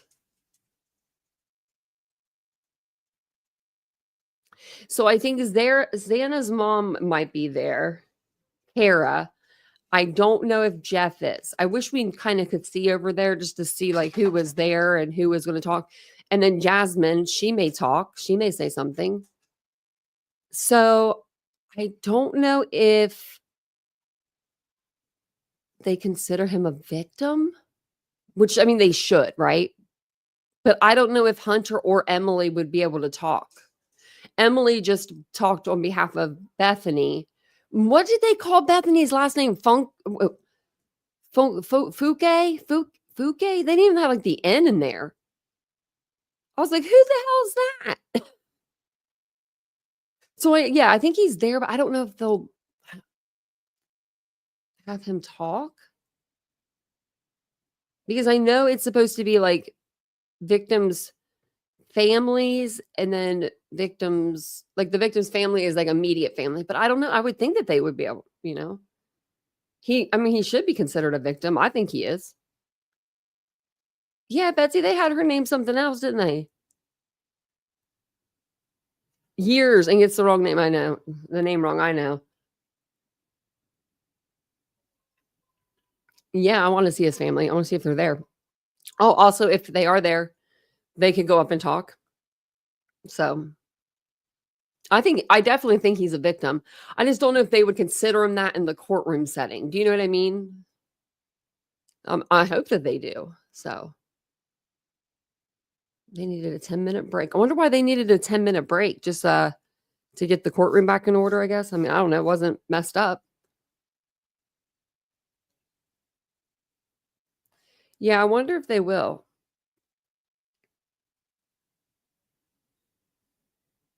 Oh, you don't think the BK's fam's there? Judge needed a potty, yeah. Judge is like, I need a bathroom break. I need to get a drink and something to eat. I don't think he can speak on her behalf. So they only allow for the victims, they only allow the immediate family to speak. So it would be mom, dad, brothers, or grandparents.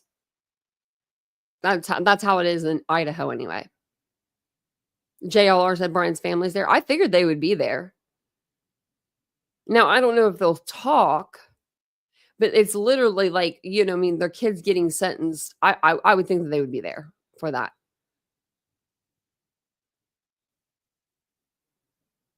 I don't know if they'll be done because they would have, I would think they wouldn't take a break if they were going to be done.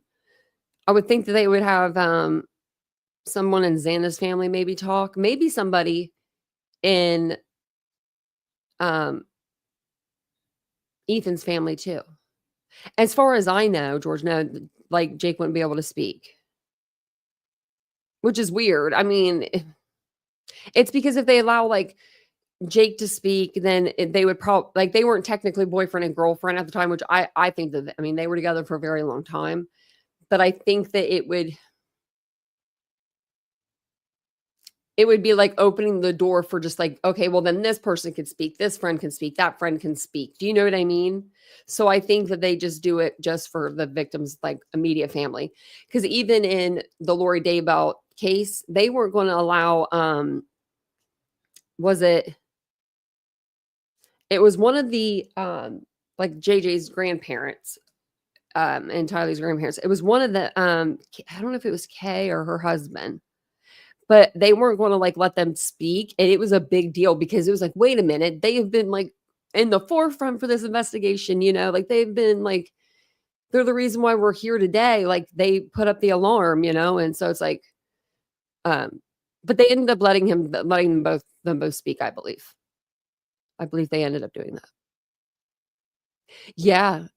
Yeah, right. They could ask Hunter to make a statement for him. I think that's how they're getting around some things because technically Kaylee's aunt wasn't supposed to put her statement in, but I think since it was through the attorney, he kind of just slipped it in there and the judge was just like, I'm not going to say no today, so yeah. Yeah, actually, I do too. I think it would be too. That's hard,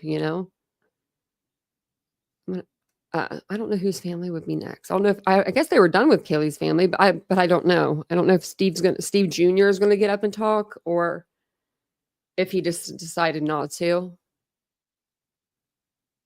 But Aubrey's like, you might have got A's in high school and college, but you're going to be getting some D's in prison.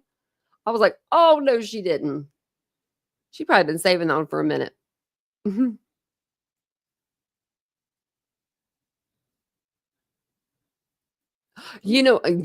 Legal Lacey, I'm an aunt of 5. So wait, 6, 7, 6, 7. I'm a great aunt. So I got 2, 1 on the way. So 7. I'm close to you. And we are family. We are immediate family. I believe that too. Legal Lacey. I do believe that. I would be upset if I couldn't speak. If something happened to one of my, God forbid, I would, they would probably just have to sit my brother somewhere else and let me do the hell raising. Just let me take your place for a minute. Aubrey's now she's now in college. So I think 19. I think she was 16 or 17 when this happened. Maybe she's probably like 9. She's close to their age. Oh, I wish I could go to Australia. I'm sure it is beautiful. Yeah, they said they just dropped her off, I think, at college.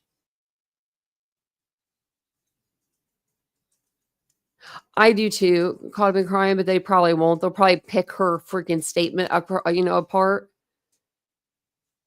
And I'm proud. I'm really proud of Dylan. I'm really, really proud of Dylan. I'm going to take you in a minute. I'm waiting on this to come back on. I got to take my dog, on a WALK. She just pushed me with her nose, pushed my chair. I've never seen her do that. Well, I see you. We'll go just a minute. She never begs. This is the one dog that doesn't beg. You feel okay? You doing okay, girlfriend? Oh, there's the other one. Oh, you woke up your sister. Now the other one's going to come over here and want petted. I know, DM. That was a really good victims impact statement.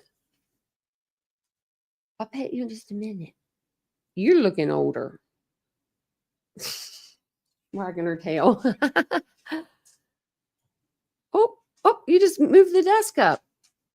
Yeah, you did that with your nose. You touched the button. I swear my dogs are like kids. She never begs. It's so weird. And it's only 12:30. Usually I take them to the side yard around between 11 and 12. So I guess I'm a little behind. But I'm like, I'll just take them on a walk. Yeah, see, mine are like that. We take them on 3 walks total, but we don't take them on to the side yard 3 times too. So 6 times altogether. These dogs are out a lot. A lot. She laid down. I was supposed to say she never bothers me really. I hope his new friends waiting for him saw Olivia's speech. Yeah. I hope they're all watching this be like, hey, get over here and watch this on YouTube. Oh, they're mowing out there.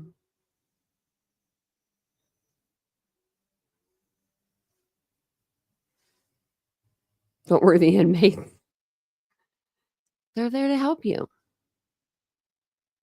Wow. Yeah, she's something else, isn't she? She's a firecracker. She's been these people have been holding all this in, I know, Willis. I feel like I'm going to have to take an anxiety med by the end of the day. If I do, I'll fall asleep, though. I never take them during the day.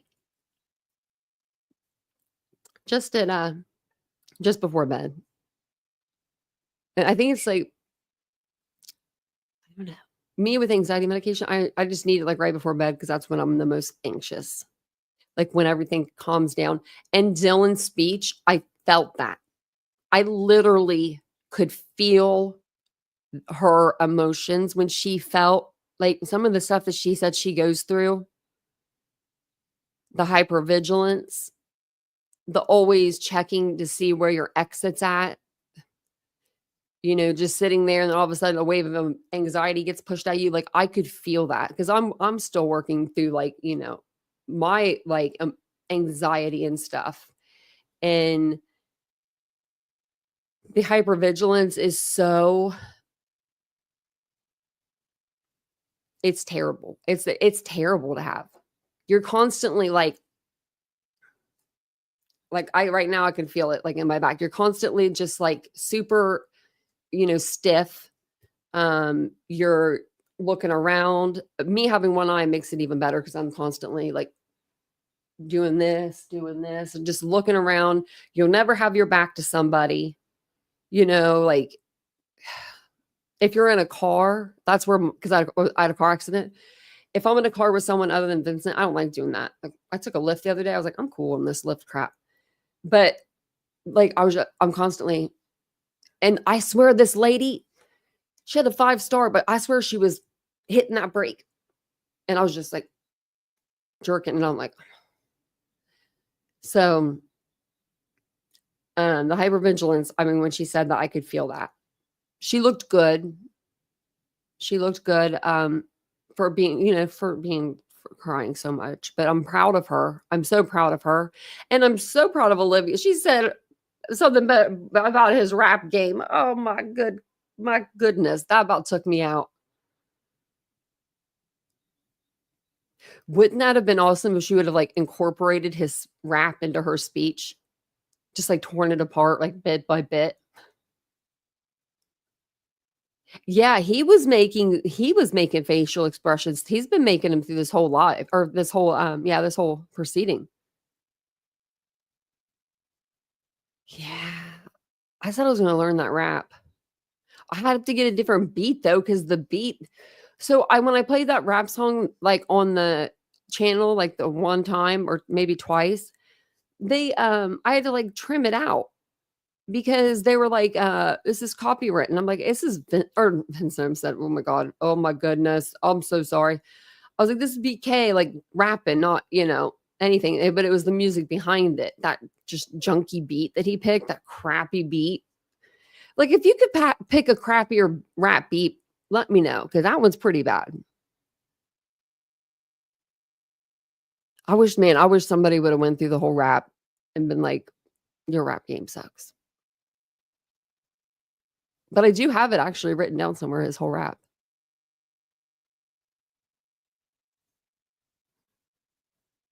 Yes, ALR, yep. Yeah.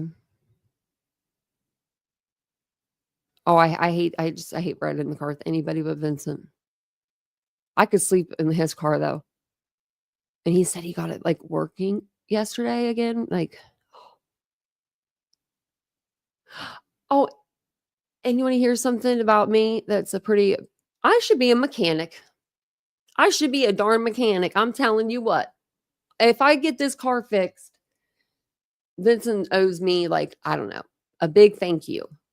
Because his BMW has been like, he put this little thing on it and its sensors have been like, his sensors are messed up all of a sudden.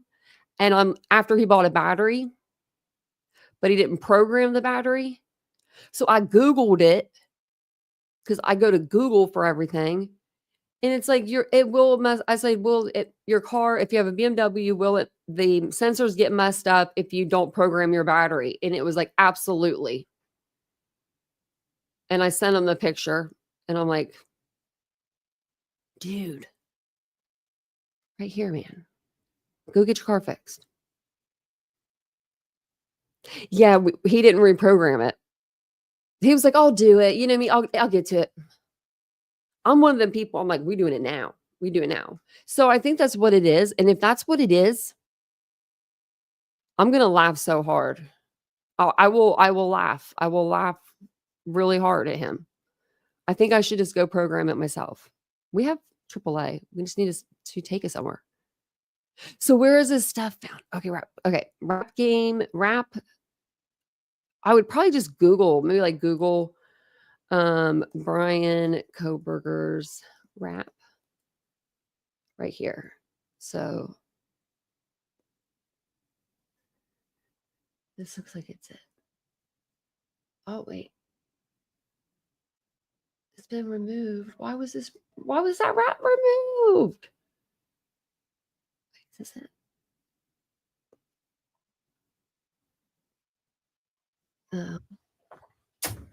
Let me see. I'll find it.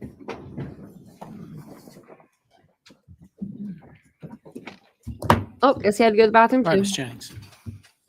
Thank you, Your Honor. The next family is the family of Xana Kernodle. Mm. And first would be Jasmine Kernodle, Xana's sister.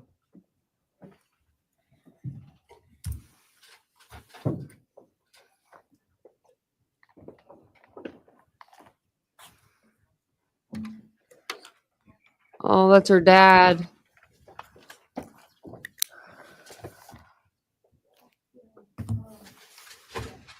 I wonder if wonder if he thinks she looks like her. Everyone who's been involved in this and just for all the hard work and dedication you guys have put into this. I just want to thank everyone for the support and just my family and friends and friends. It's hard to hear. Through this time. I went back and forth on whether to speak today because the truth is you don't deserve power over my feelings, my words, or me. Thank you. In the end, I realized this moment isn't about you. It's about justice for Xana, Ethan, Kaylee, and Maddie. It's about honoring the beautiful people they were and still are in God's eyes. On November 13th, 2022, a piece of my heart was ripped away. There's no way to ever fully describe the weight of losing my sister, my best friend. No sentence or punishment will ever come close to the justice Xana, Ethan, Kaylee, and Maddie deserve. Xana was everyone's best friend. She was kind, she was funny. She was a gift to each person she was able to make an impact on. Xana was someone I turned to when I needed direction or advice. Although I am her older sister, I often found myself looking up to her. She had a radiant energy that everyone loved, and she always knew the right way to approach a problem. She knew how precious and special life was, and she truly did live every day to the fullest. Yet her story was cut short by an act of evil. I believe in a God whose justice is not bound by this courtroom. I find peace knowing that judgment ultimately belongs to him. For your sake, I hope one day you feel the full weight of what you did. I hope you take accountability. I hope you truly experience the guilt and you surrender yourself to Jesus Christ. Because no punishment on this earth can ever compare to the isolation and pain of eternal separation from God. Xana deserved more. They all did. But I come here to say this. I am strong. I am brave. I'm a fighter, just like Xana. And you don't get to control how I move forward or what I believe. I walk with the comfort of knowing I will see my sister again. Xana didn't get the future she deserved.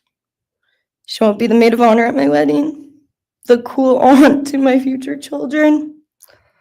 I'll never hear her laugh or see her light up a room ever again. But I will carry her with me for the rest of my life. I will live in her honor, fight to be the best kind of woman and someone she's proud of, to make sure the world never forgets who she was. Xana's story doesn't end with what was taken from her. It lives through the love she gave, the people she touched, and the legacy our family will protect. Her light still shines, and her voice will echo louder than this pain. You didn't take that from us, and you never will. Thank you.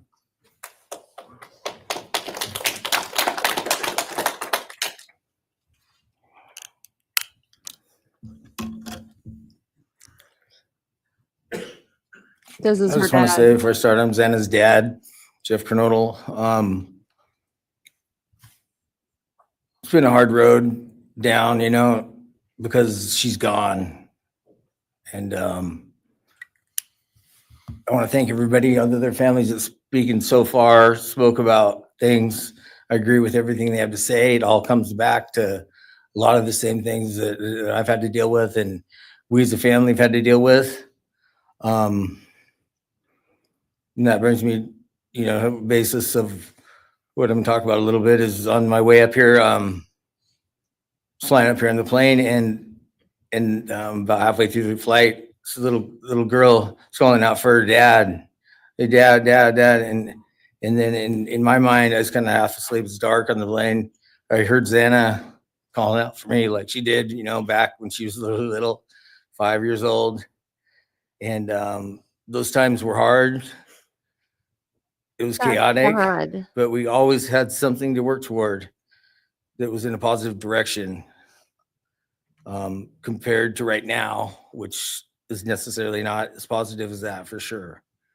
And I know I miss Xana a lot. My life's been changed, and Xana had a great impact on me. And the impact was when she was gone, I realized how important she was and what she really did for me, influenced me, was way beyond what I ever thought.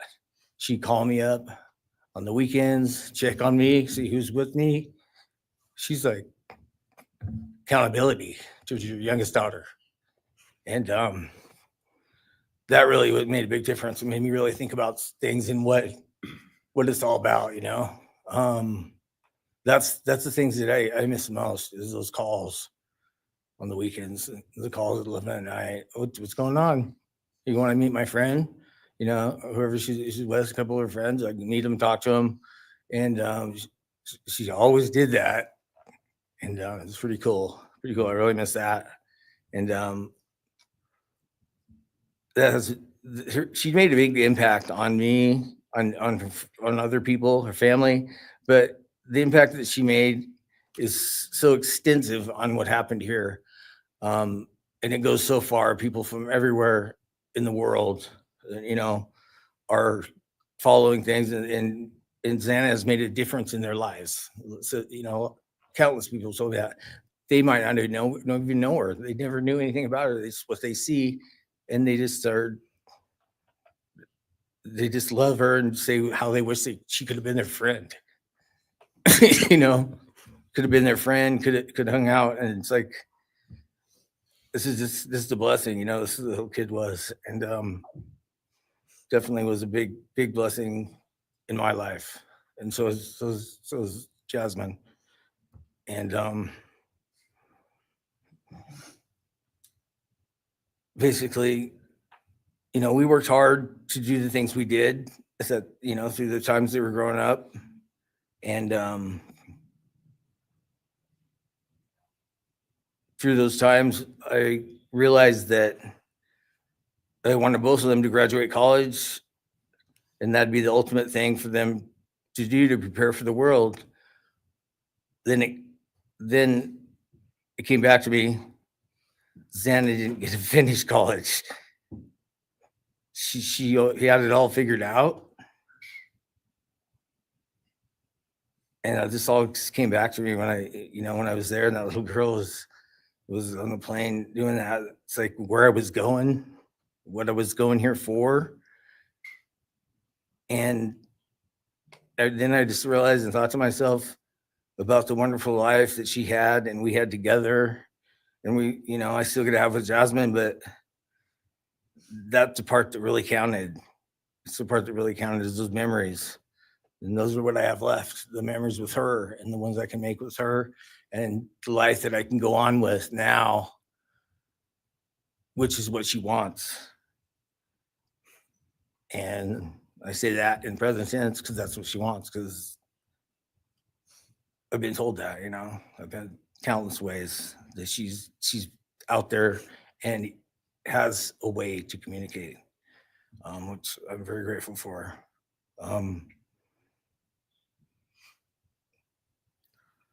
That goes to say that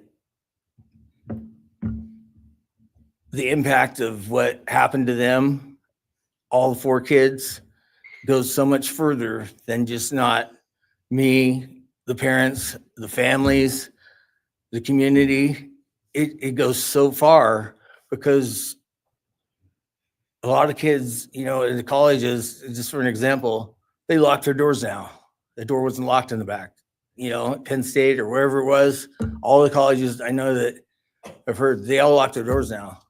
So maybe the impact that it's going to make is going to help out and maybe protect some people. Having this outreach and having the influence of what these kids, what happened to these kids did, you know. All I know is I was 7 miles away when it happened, and she wasn't feeling that good. It was 11:30, and I almost went over to Xana's to say, and I would have been sitting right there in that couch, and you had to deal with me. So they would have had a chance, and I regret that, and I regret not going. But the reason why I didn't is because Xana said, "Don't be drinking and driving. You have to rent a car. Don't be drinking and driving." You know, the week before that, so she was she would have been mad at me to do that. But I really wish I would have drunk and drove, you know, because they would have had a chance, all four of them. At this point, I just have to go on. We're gonna go on with everything and make things better in my life, because that's what it's all about. Have closure in things. And the part that we miss is Xana, her influence, her smile, the things that she did. And we have the memories left, the great memories. And she just wants us to make more memories and not be sad or upset or shocked or taken for that, you know. And that's what we're going to do. We just have to. That's all I got. Thank you for your words and your courage, and bless your family.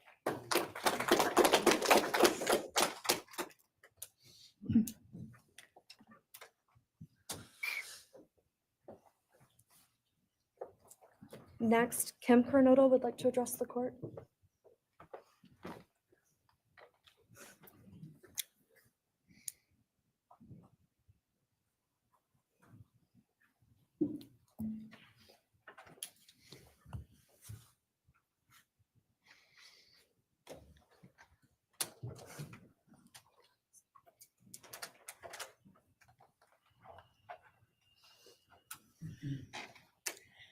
Thank you, Your Honor. My name is Kim Kernodle. I am Xana's aunt. I was very blessed to have her in my life, in our family. And I thought I had everything in my head, what I wanted to say, but it kind of went out.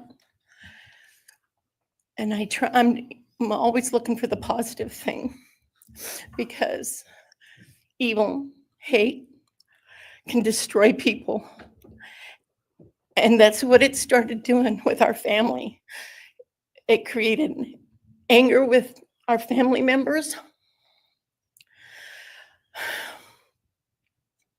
And then I had to look, because Xana was everything that the media, her friends said. She was that fun, loving, high-spirited, beautiful person. And I no longer get to get my nails done with her, have lunch with her.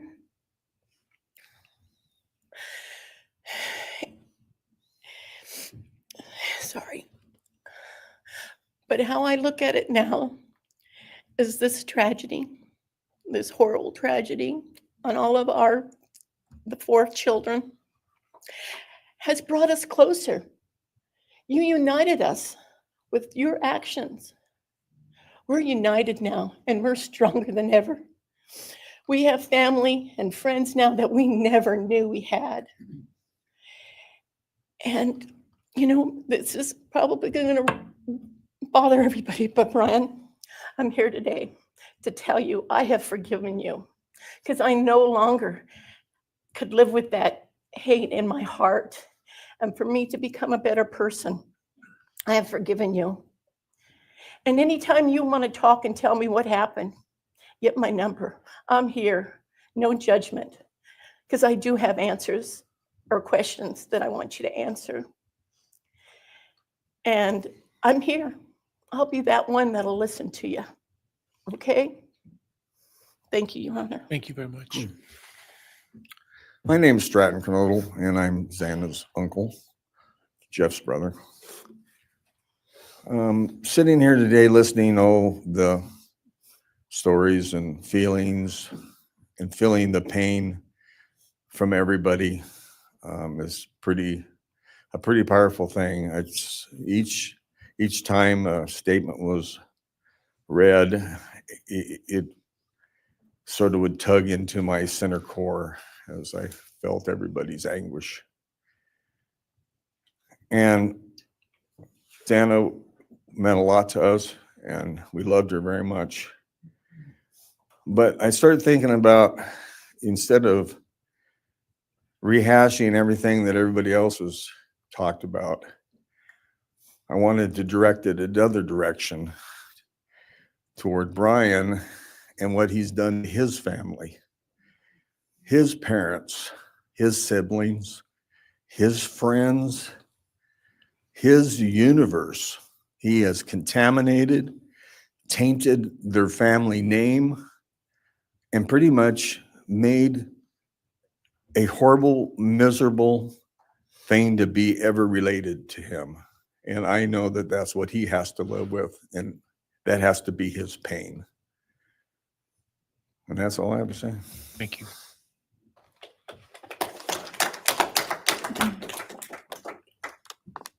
Next, Your Honor, I believe Randy Davis, stepfather to Xana Kernodle, would like to address the court.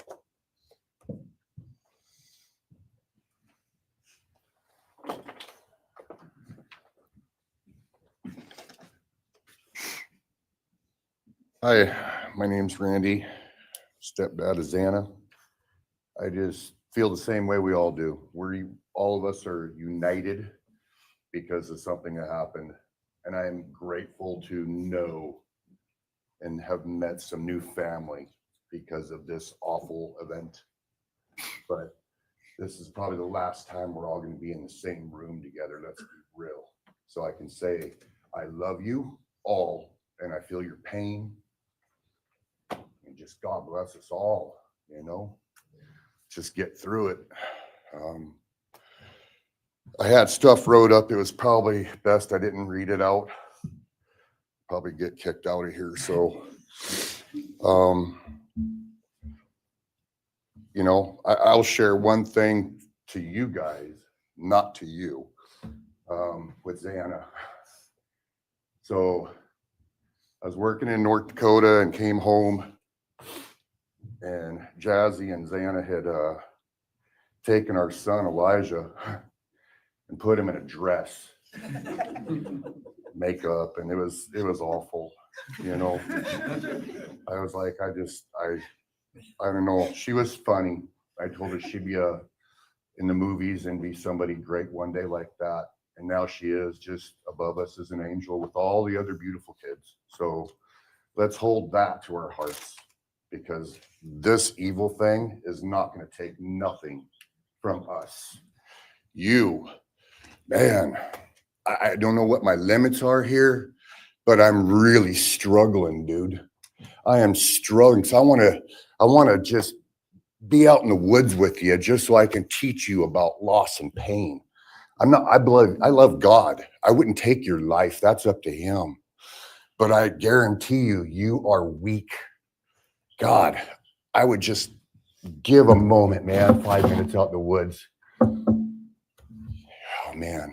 Ooh. You're going to go to hell. I know people believe in other stuff. You're evil. There's no place for you in heaven. You took our children. You are going to suffer, man. I'm shaking because I want to reach out to you, but I hope you feel my energy, okay? Go to hell.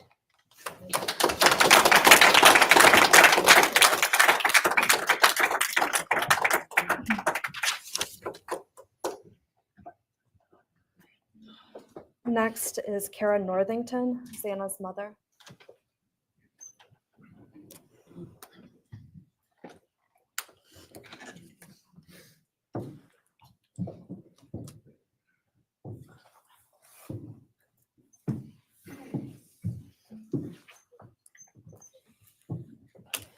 She looks great. Excellent. I'm Cara Northington. I am Xana Kernodle's mother. This letter is to you, really, but it's for my daughter, who was murdered by you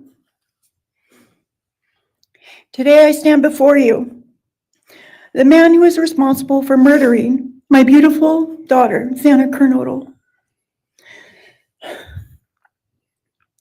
My daughter was beautiful both inside and out. She possessed love for those around her and had a light so bright it will live on forever in our hearts. She brought joy and laughter to her friends, her family, and anyone in her presence. Our Lord and Savior, Jesus Christ, now has her in his loving arms in heaven, where she can never be harmed ever again for eternity. Because of her, I came to know my Lord and Savior, Jesus Christ. Because of her, many will come to Christ. It is Christ who lives in me that has given me the strength to forgive you. It was of no power of my own. In return, the Lord has filled me with joy, hope, and peace that surpasses all understanding. Jesus has allowed me to forgive you for murdering my daughter without you even being sorry or asking for this. This is only possible because he who lives in me is greater than any evil in this world. For God hath not given us the spirit of fear, but of power and of love and of a sound mind. I do not fear you or even let you rent space in my head anymore. This forgiveness has released me from any and all evil you have inflicted on me and my family. It has allowed me to let our Lord deal with you. You have accepted a deal that will prevent you from receiving the death penalty. Nothing man can do to you can ever compare to the wrath of God. Inevitably, you will stand before our Lord and will have to answer to him over the sins you have committed in murdering our children. I pray you come to the end of yourself before that day. Whether you like it or not, heaven is for real and so is hell. The innocent life of Xana that you stole from myself and my family, and the destruction it has caused. I am washing my hands of you and turning you over to my Lord and Savior, Jesus Christ, whom vengeance belongs to. In closing, I want to read a passage from the Bible, Ephesians 6, King James Version. Finally, my brethren, be strong in the Lord and then in the power of his might. Put on the whole armor of God, that ye may be able to withstand the wiles of the devil. For we wrestle not against flesh and blood.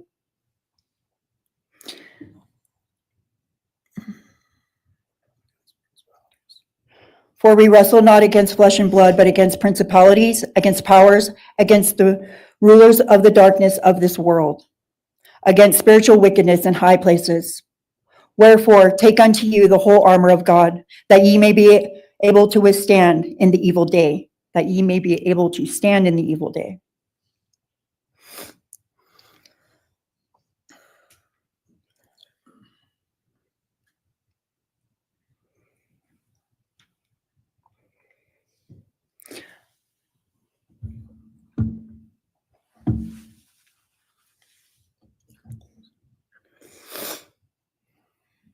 I'm not going to share memories of Xana or any more of the goodness of her with you, because I do not want that to be in your head.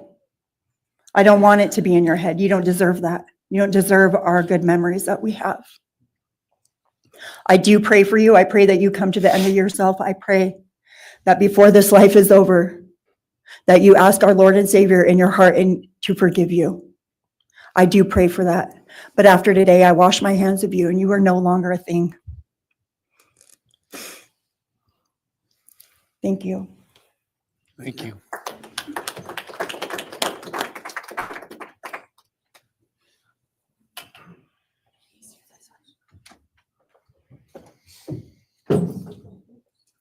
believe the state has any other victim impact statements. Oh, wow. Anything you got to say, Coburgs?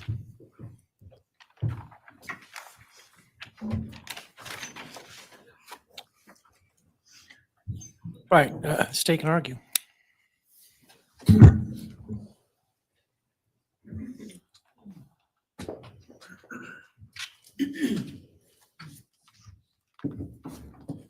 Thank you, Your Honor.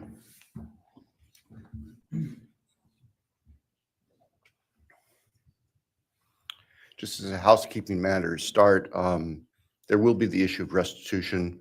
That is, the documentation is being gathered, and we ask the court would defer that for 30 days so we can present it in an orderly fashion and make sure it's comprehensive for everyone. Any objection to leaving restitution open 60 days? All right. Thank you, Your Honor.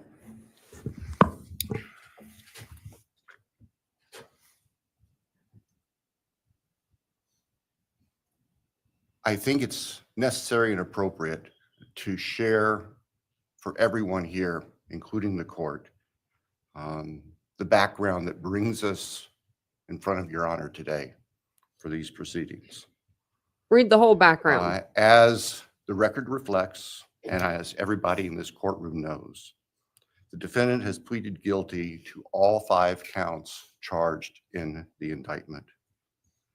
Under oath before Your Honor, he has admitted that the charges against him are true. He has reassured the court I don't know if you got a runny nose or what. that he has not been coerced or threatened to make those admissions. And Your Honor did an extraordinary job in taking the pleas back on July 2nd. We appreciate the court's discipline and insight. The defendant has also waived appeal on the multitude of rulings from this court and Your Honor's predecessor in Latah County on dozens, literally dozens of motions seeking to dismiss the case, seeking to control or limit evidence, seeking to offer evidence that would not be appropriate. And we appreciate the court's consistent rulings based on the law, based on the facts. As Your Honor will recall, on June 18th, it's just really not that long ago, we appeared before this court for arguments on what I thought it was the became 17th. the defendant's final motions to this court. Motion where they wanted to offer evidence suggesting that other people were responsible for the defendant's actions, and the motion seeking essentially an indefinite continuance of the trial. It was readily apparent to all of us in the courtroom from Your Honor's comments that those motions were not going to be granted. So we returned to Moscow and continued with what we had been working on for months in preparation for trial. We had no qualms about going to trial if trial was what was necessary and appropriate. The following week after we were in court, we were approached by the defense with an inquiry about a possible plea. And I can tell the court this is the first suggestion ever that there was any consideration, because indeed the defense had maintained from the beginning that Mr. Koberger, the defendant, was factually innocent. Yep, sure did. It's clear that the reality of the evidence and the case that had been investigated and prepared and that we were ready to present in court became a reality. Our reaction, among other things, was to reach out to all the families. And in fact, later that week, on Thursday and Friday of that last week of June, we met with representatives by teams, virtual meetings, with representatives of all the families. And we talked about the status of the case and the upcoming trial and things that related to the trial. And we also let them know that there had been an inquiry about whether there might be an offer for a plea. And we asked the family members for their thoughts and feelings. And they were candid. And they have been candid since, and we respect that. And we understand, recognize, and acknowledge that there was a difference of opinion among representatives of the different families. We understand that. One of the challenges of this case, one of the unique things about this case is we have multiple victims, each unique unto themselves, their families and friends unique unto themselves, and all of them entitled to their opinions, all of them entitled to their thoughts. Over the following weekend, our prosecution team, very skilled attorneys who were personally as well as professionally deeply invested in this case, met. And we talked, and the decision was reached. Well, to start with, were there to be any sort of plea offer or discussion, there's only one possibility. And that would be for the defendant to plead guilty straight up to all charges. There would be no bargaining about counts. There would be no bargaining about reduced sentences.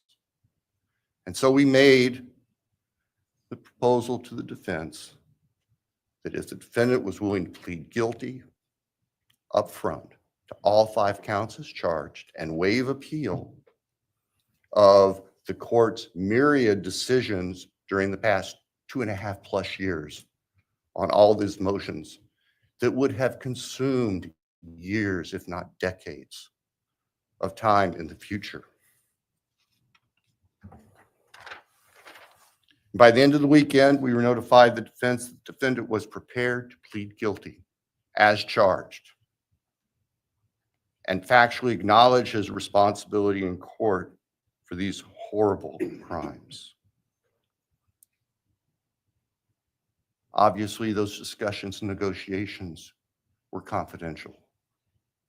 And as Your Honor noted, I believe that was necessarily so, because if the defendant had decided not to plead guilty, it would have been devastating to our jury pool for there to be public information that there had been consideration by either party to a plea resolution. And protecting the prospective integrity of a trial after so many years was paramount. Well, you guys have been doing that. So the end of the weekend came. Yeah, right, ALR. We notified the victims' families of what had occurred. I recognize and acknowledge personally, and I respect the fact that of these fine, suffering people here, not everybody agreed with the decision we make. I accept that. It's my responsibility in the end. I recognize that that's the duty of the office that I hold. He don't want the president mad at him. So now, it is time for the judicial system to impose final judgment and close the door on this chapter of these tragedies. Oh, man. As the Covert. court is aware, by the agreement of the parties, it is the state's prayer. Perhaps have the Elmo police turned on.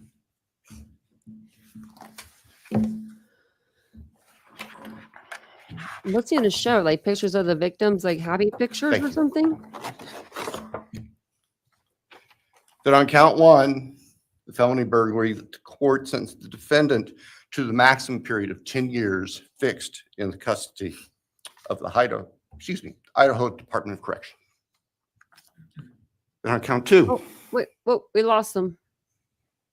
Oh, that's what it is. That the court sentenced the defendant to fixed life for the murder of Maddie Mogen. On count 3, that the court sentenced the defendant Oh, that's a beautiful to picture. fixed life for the murder of Kaylee Goncalves. On count 4,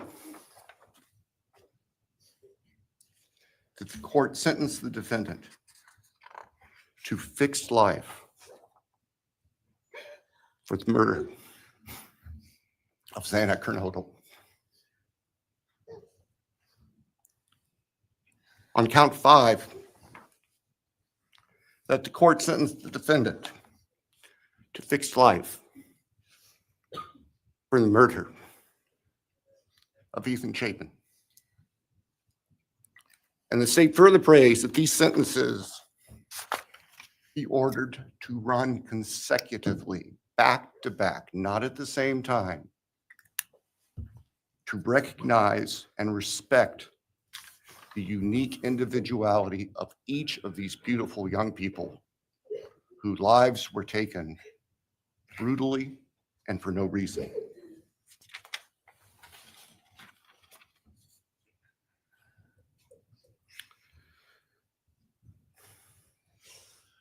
And hopefully now, as we have heard earlier this morning, it is time to afford the families and the friends and the community and the state of Idaho and the nation and the world to move forward. We can't undo, and we can never undo, the horror of what occurred on the early morning hours of November 13th, 2022 at 1122 King Street in Moscow, Idaho. For a long time, the presiding district judge in Latah County was John Stegner, who eventually became a member and a justice of the Idaho Supreme Court. And Justice Stegner often observed that even God cannot change the past. But everyone in this room has the ability to take themselves forward. And we want the judicial system to afford them the opportunity today to do that. From today forward, our memories should be focused on these innocent victims whose lives were taken, on their families, on their friends, on the community. The court has heard discussion, talk today, reminiscences today about a special family that our victims shared, not just their natural, legal, and biological families, not just their university family within their sororities, for example.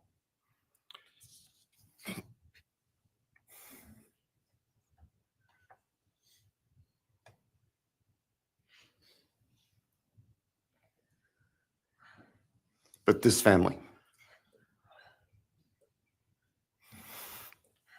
This is the picture taken on November 12th, 2022, of the special family of 1122 King Road. And you can see all 6 of these dynamic, vibrant, loving, special, innocent faces taken together just across the street from their residence, and barely 12 hours before 4 of them would be brutally murdered in their sleep. They've been described consistently as being bright, caring, vivacious, with futures we can only imagine now. But they were, and they remain, a special family that I think we should all recognize and appreciate. So it's time to move forward. There have been a number of statements directed specifically at the defendant today. I have one last thought. After Your Honor imposes judgment and sentences the defendant to spend the rest of his life in prison, in other words, sentence the defendant to die in prison.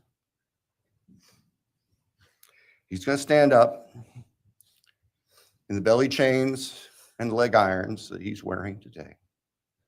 And he's going to be escorted into the custody of the Idaho Department of Correction.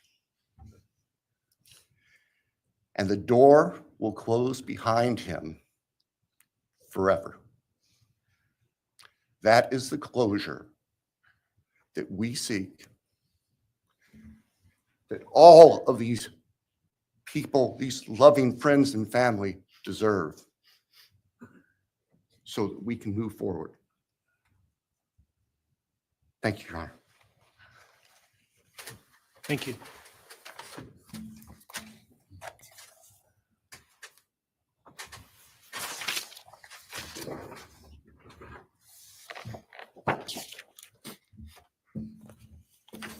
All right, does the defense have evidence to present today?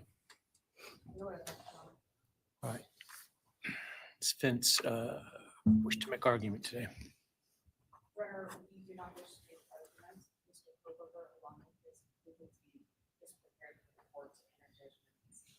All right, Mr. Kohlberger, you have an opportunity to make a statement if you wish to. I take it you are declining. I respectfully decline. Oh, you piece of shit.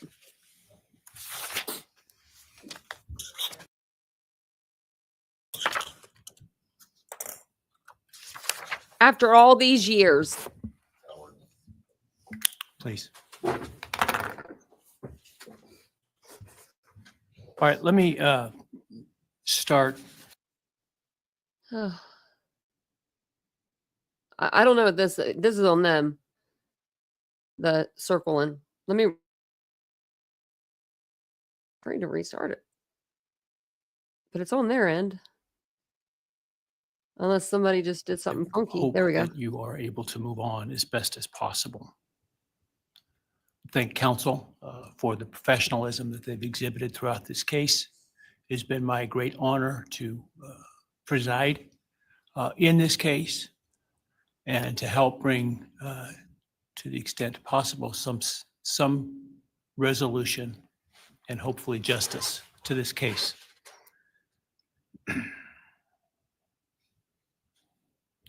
During the quiet morning hours of November 13, 2022, a faceless coward breached the tranquility of 6 beautiful young people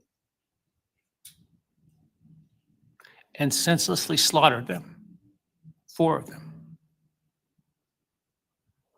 Who committed this unspeakable evil was unknown for several weeks, but due to the killer's incompetence and outstanding police work by numerous local, state, and federal law enforcement agencies, the person that slithered through that sliding glass door at 1122 King Road now stands before the world and this court unmasked.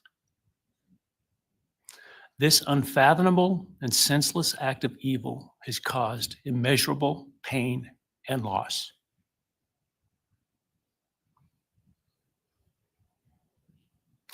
No parent should ever have to bury their child.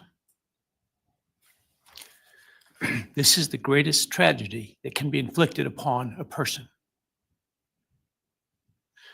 Parents who took their children to college in a truck filled with moving boxes had to bring them home in hearses lined with coffins. The loss this killer inflicted was not just the death of these people's children, siblings, grandchildren, as we've heard today. It has ripped a hole in their soul, destroying a special part of their very essence. Any person who is a parent defines themselves foremost as such.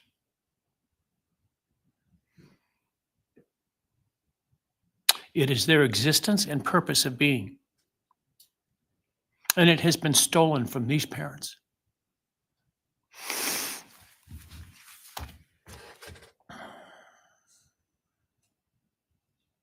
None of us have experienced the loss these victims have in the unspeakable way that they have. And therefore, none of us can, nor should we, question the way in which they have handled their loss. whether that be in private mourning, removed as far as possible from this media circus, or in front of a camera demanding retribution with the loudest megaphone. I've listened intently to the stories and pain that have been shared today, with great awe at the courage and resilience of the surviving family members of those wonderful children. I've listened also to the surviving roommates, both in person and through their friends. And I can't think of how, frankly, courageous they have been despite the hell that they have faced by uncaring people who have come up with all kinds of crazy theories about two kids simply being kids. The parents, siblings, and other family members who have spoken today are designated as victims in our legal system. But going forward, I hope that they can shed that label, as it gives too much power to the evil that condemned them to that role. They are and should be known as survivors, fighters, and foremost as witnesses to the tremendous lives of value and unbounded promise of these four young people. But those speaking today and those who did not speak, but who carry the same burden, this same loss, now carry forward the memories of these now perpetually young people, these forever children.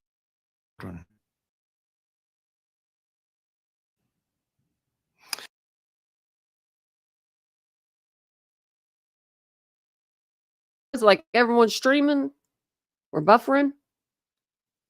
My internet's perfect. Are never minimized. So weird. Let me see if there's like somewhere else to watch it.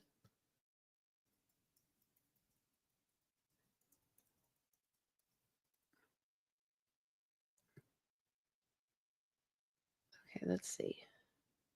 They never know. I share the desire expressed by others to understand the why. But upon reflection, it seems to me, and this is just my own opinion, that by continuing to focus on why, we can I just exit out of it and then it did that again. continue to need to know what is inherently not Let me find it somewhere else. understood. See if they're having the same problems. Provide us and the power he appears to crave. Yet even if I could force him to speak, anyone ever be assured that what he speaks is the truth, or of giving up something of himself to help the very people whose lives he destroyed? Okay, the other one is doing it too. Let's share this one. The need to know what is inherently not understandable makes us dependent upon the defendant to provide us with a reason, and that gives him the spotlight, the attention, and the power he appears to crave. Yet even if I could force him to speak, which legally I cannot, how could anyone ever be assured that what he speaks is the truth? Do we really believe, after all of this, he's capable of speaking the truth or of giving up something of himself to help the very people whose lives he destroyed? Rather, I suspect the so-called reason would be dished out in enticing, self-serving, and aggrandizing, untruthful bits, leaving people wanting more information, more insight, and thus enhancing even further the power he seeks to hold. Even if we could get truthful insight into his why, I suspect it would not in any way quench one's thirst for actually understanding why in the first instance. Because there is no reason for these crimes that could approach anything resembling rationality. No conceivable reason could make any sense. And in the end, the more we struggle to seek explanation for the unexplainable, the more we try to extract a reason, the more power and control we give to him. In my view, the time has now come to end Mr. Kohlberger's 15 minutes of fame. It's time that he be consigned to the ignominy, and isolation of perpetual incarceration. I know there has been concern about him collaborating on books or movies or other media projects, and I truly hope that someone does not stoop to affording him this spotlight that he desires in the name of clicks, royalties, or profits. While criminal behavioralists should study him away from the spotlight in an attempt to prevent other would-be killers from acting on their worst impulses, there should be no need for that to spill over into the public eye. The great Idaho jurist Edward Lodge was known for trying to find something positive about every person he ever sentenced. And with over a half a century as a trial judge, that was a lot of people. This was often challenging, and I recall in one case he said that the best he could come up with was the defendant had good penmanship.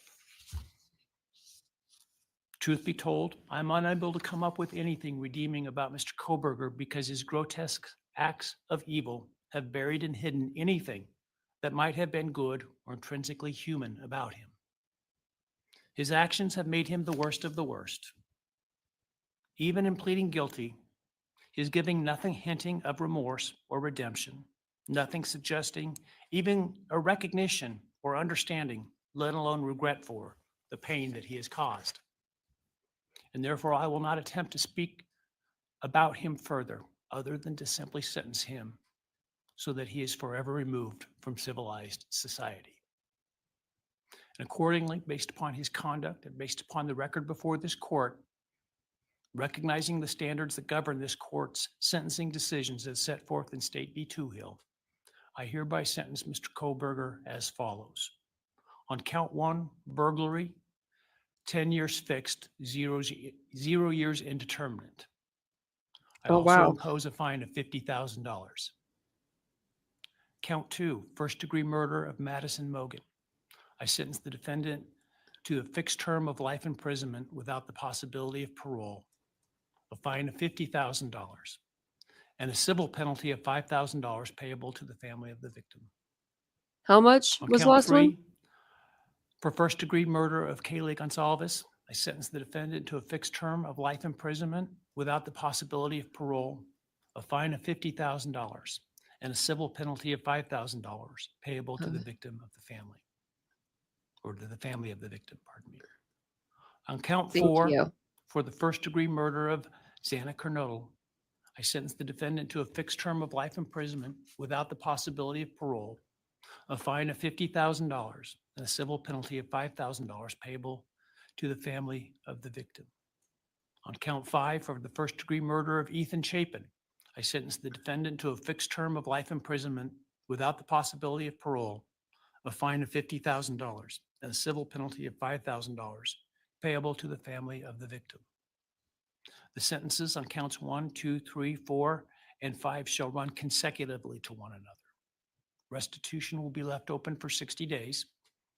Defendant will be required to submit a DNA sample and a right thumb print impression to the Department of Corrections and comply with the DNA Database Act. I remand the defendant to the custody of the Idaho State Board of Corrections Wow. for to be imprisoned in an appropriate facility and execution of the sentence where he will remain until he dies. Wow. Though Till you waive die. the right to appeal, you do have a right to file a notice of appeal. And any such appeal must be filed within 42 days of the date of the written judgment, which will be entered shortly hereafter. Though the appeal, you should be aware, may be deemed a violation of the plea agreement, and so I certainly suggest you discuss that with counsel if that is your desire. I ask the media and public present to allow the families to be escorted out first before they leave. Again, thank you to everyone for your stories today. I am strengthened by them, and I am encouraged by your humanity and strength. And God bless you. We're adjourned. Okay, well, I thought there was a press conference. I'm gonna double check, see if there is. I thought it said like 45 minutes after. Press conference, Brian Kohberger.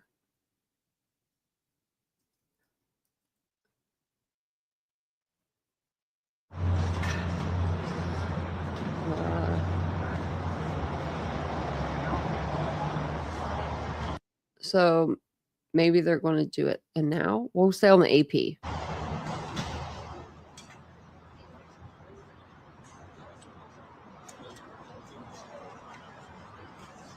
I wish we knew how long, because I was going to just like put up a video saying that we would be back for like the press conference, but I don't know if I thought they said 45 minutes, but I don't know. I even had this one made. I thought it was a good one because it had like their names on the candles. Okay, I guess we'll just see if they say anything, I guess. Maybe we'll turn this down a little bit so it's not so loud. And I'll go look.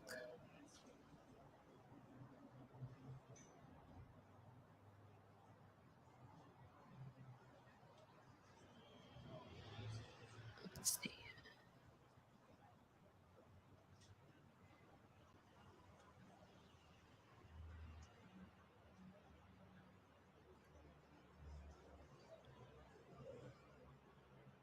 I wonder like what okay.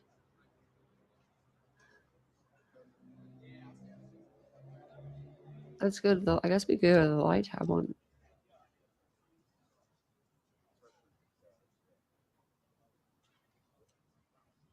Okay.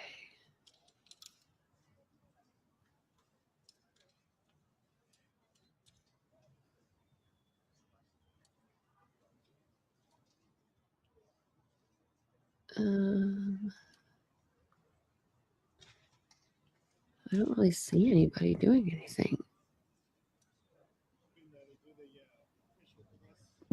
Just double checking to see if we're missing anything. What are they saying in the background? I'm like, what are they saying in the background?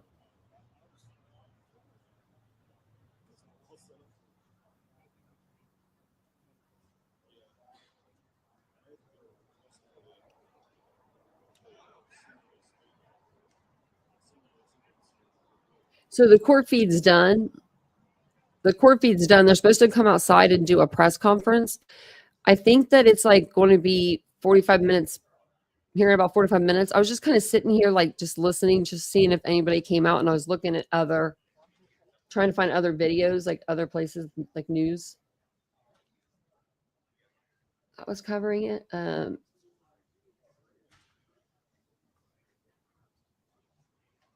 Because I don't know for sure. That's just what I read earlier.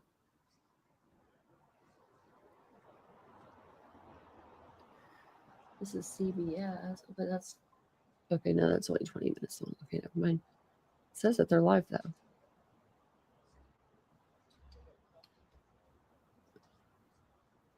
This isn't live. This is live. Okay.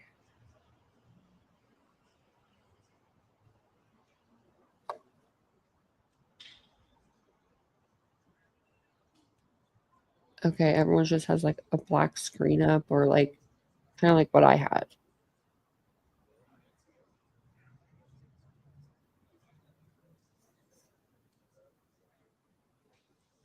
Yeah, I think that's what it is. So what I'm going to do is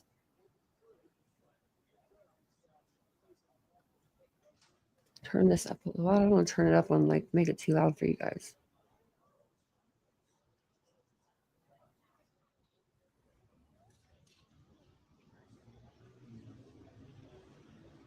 Okay. We'll just wait it out. We'll see what's going to happen. Because I want to know what Bill Thompson's got to say. If he's going to tell us a little bit more. I think that he is. He better if we wait all this time. He better. That was a very emotional day. I'm not going to lie. I'm not going to lie to y'all. I may need a nap. I may need some Chick-fil-A. I may need the pool. You know, that's first world problems right there. But I mean, seriously, I think today's the day to do some acts of kindness for myself and for people around, maybe at the pool. Maybe I could take some ice cream down, like some popsicles or something for the kids. I don't know. We used to do that stuff all the time when we first moved in here, and I haven't done it in a while because they picked it up. Like I was doing it, and then I think the office, like they're like, oh, that's a really good idea. So they started doing it. So then I didn't do it anymore. And then I haven't done it in a couple years. There's always a bunch of kids down there, you know. Usually if the kids are being good, I will spoil some good kids. I will do anything in the world for some good kids. It's when they're bad. So basically, if you're just now coming in, Brian Koberger was sentenced to 10 years, and none of his time that he had done was towards that 10 years, which I've never heard that before. I know it happens, but I've never heard it. So that was kind of interesting to hear. It was like, no years, sorry, none of your years are counting towards this 10 years. And then basically, it said for Maddie, Kaylee, Xana, and Ethan, all of them had a life term, no parole, $50,000 in fines each, and then $5,000 civilly. So I can go over there.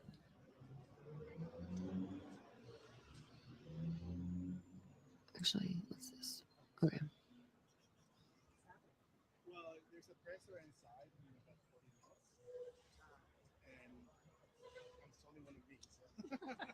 Wait, that took me into the reels. I don't want to do that.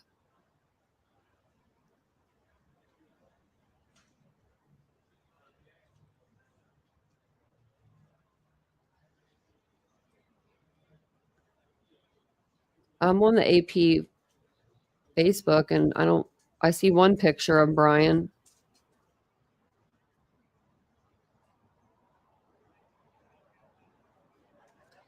So yeah, if you have like a link or something, because I'm in their Facebook, on their Facebook page, and I don't see anything on there. 20 minutes ago, it was Matthew Perry. And then an hour ago, another picture of Koberger, but the same picture, it's the same picture twice.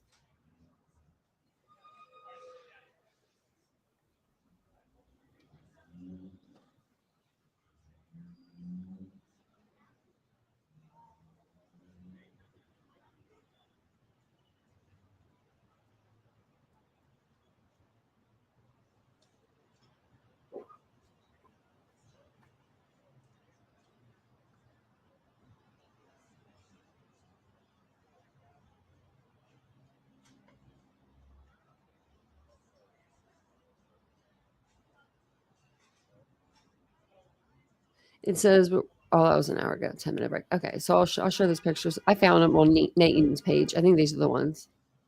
They're like close-ups. This is really sad. I wonder if that's Dylan's mom. Like, that's real sad.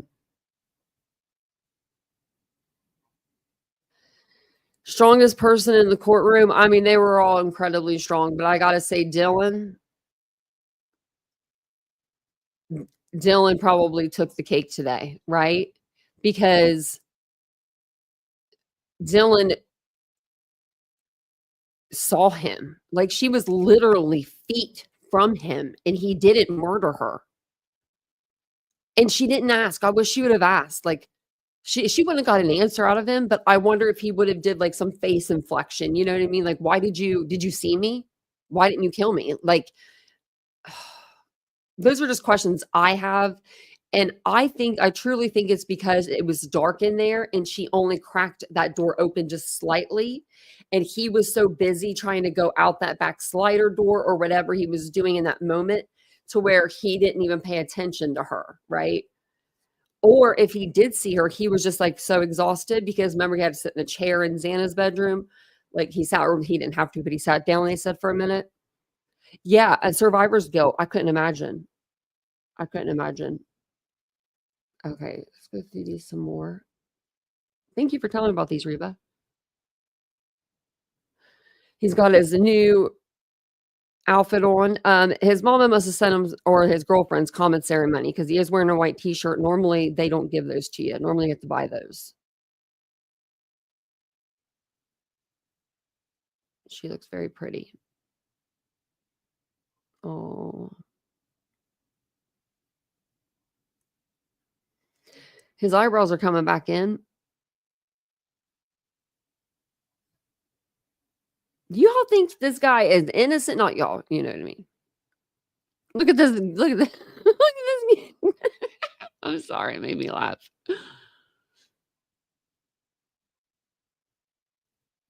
Olivia looks pretty. I like her nails. They're very pretty.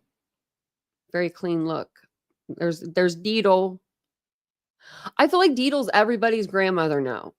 Like we all need to get together and you know what, that would be a good idea. To get together and send the families flowers. If we could somehow stand by for more live. Okay.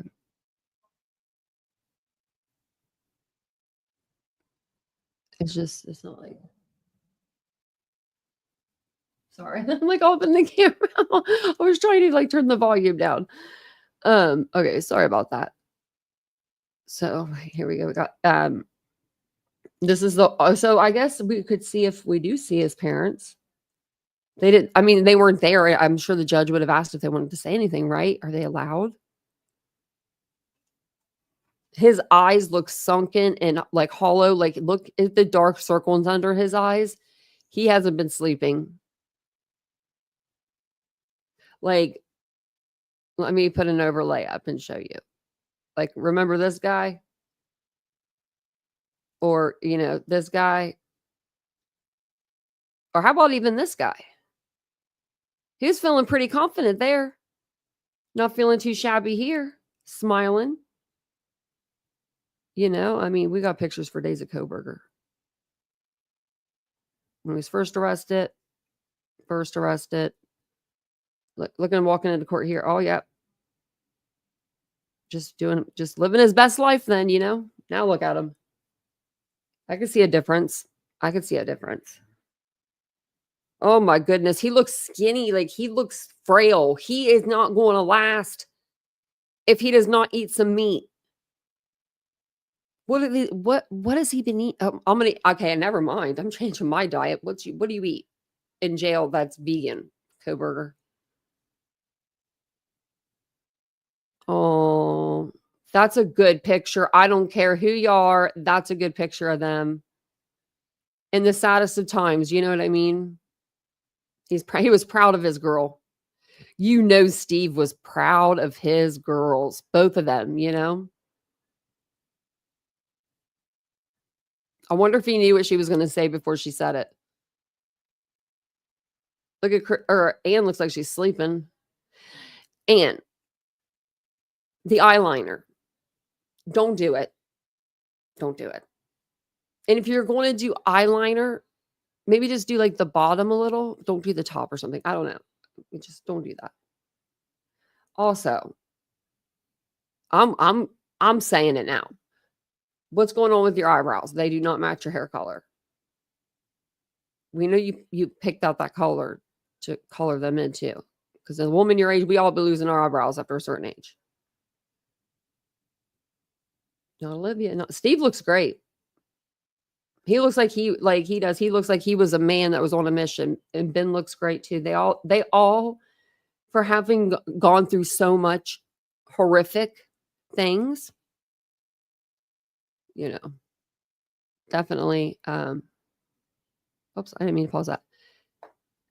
They definitely like they clean up nicely. You know, nothing's on the AP. I wonder. I don't know. If you guys see something on somewhere, I just need a link. Or just tell me where it's at and I can go look. I'm just waiting on Bill Thompson. So anything with Bill Thompson, let me know about. If not, we'll watch it later. Like if the family speak and stuff, maybe we'll watch that stuff later. Oh, there he is when he's walking in. Wonder what he felt like this time compared to all the other times. Look how tall he is compared to Massive over there. How short is she? She looks tiny because look at all the guys are towering over her.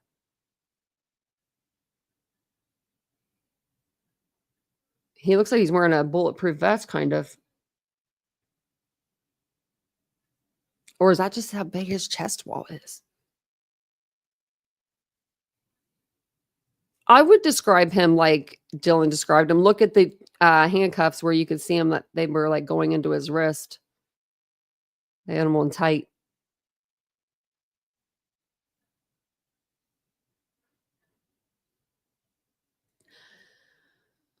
think that's all of them, maybe. Yeah, we're going back through them again. Man, that's crazy. Okay, let's see what was. Okay, that's not. I'm just like trying to figure out. I think they said 45 minutes, so it might be a minute.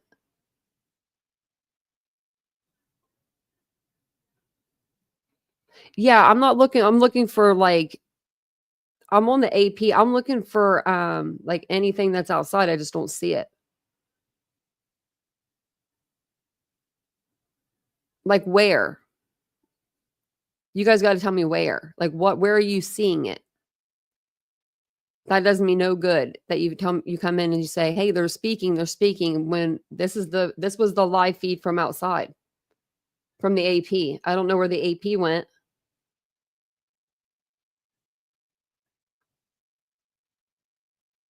Oh, I don't have ABC or NBC though. I don't have like my cable's not hooked up to my computer. Let me see. I put Brian Koberger sentencing hearing and it says here's another one that's live. Let's see. Okay, I found another one. So I found it on NBC, it looks like. Let me pull this one up. What we feared all along, and I guess he wants that to this talk case was outside. following the same well-worn path toward expedience over justice.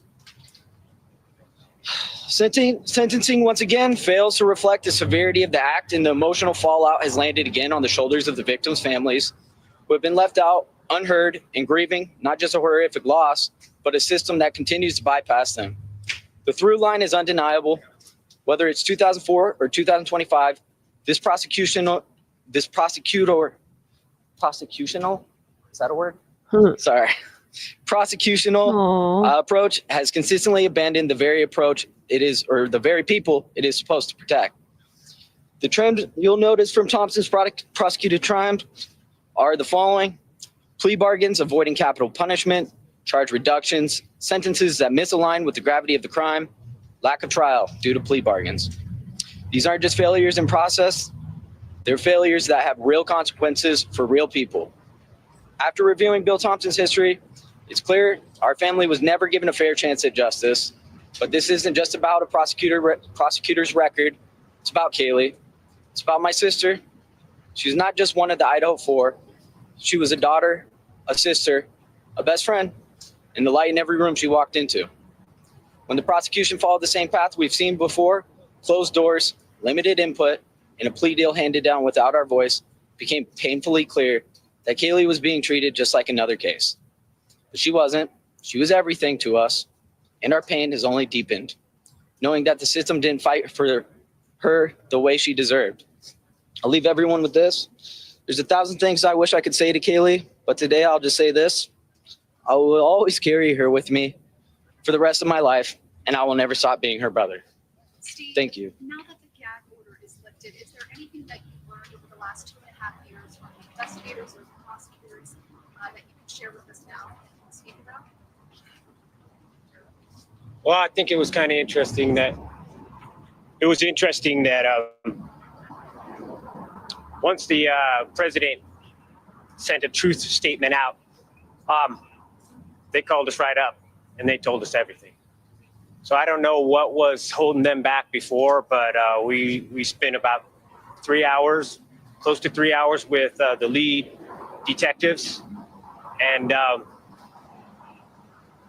we found, because our main thing was we didn't want to have victims advocate statements that had lies and misquotes and misinformation in it. So I appreciate the president. That's good. Putting a little bit of pressure on there, and it seemed to work. Up until that time, they told us they were not going to tell us, and we were going to have to just wait for for the things to be unsealed. But yeah, it was horrific what Kaylee went through. And I don't want to protect this guy, but I won't give out all the details. I'll be general. But yeah, she was stabbed over 30 plus times, and she was struck. Oh my God. And there was quite a bit of damage to her face. So this guy's just an absolute monster. Anyone who thinks that he's otherwise, I just looked at pure demons out there. When I was looking at him, we had a stare down, and he's just filled with demons. He's dark pits of eyes, and there's something seriously wrong with that man. Steve, why was it important for you to look him directly in the eyes? And what did you see as you spoke to him? I looked him straight in the eyes, and I just seen black holes Mm-hmm. and just anger at me. He was telling me with his face that he fucking hated me. He absolutely fucking hated me. And why did you want to speak to him directly? Little national news. It's the most personal. Dropping F-bombs. Yeah, You took my daughter's life. Look at me. Yeah. Did your family get something today that he didn't?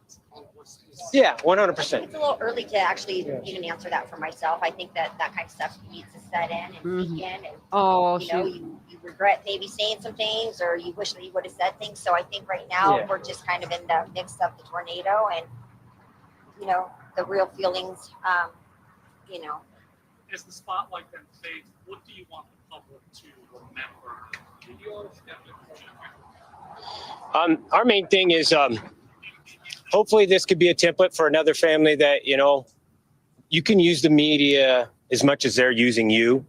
You can use it to keep people accountable, keep people honest, keep the court system, treating you with a little bit of respect.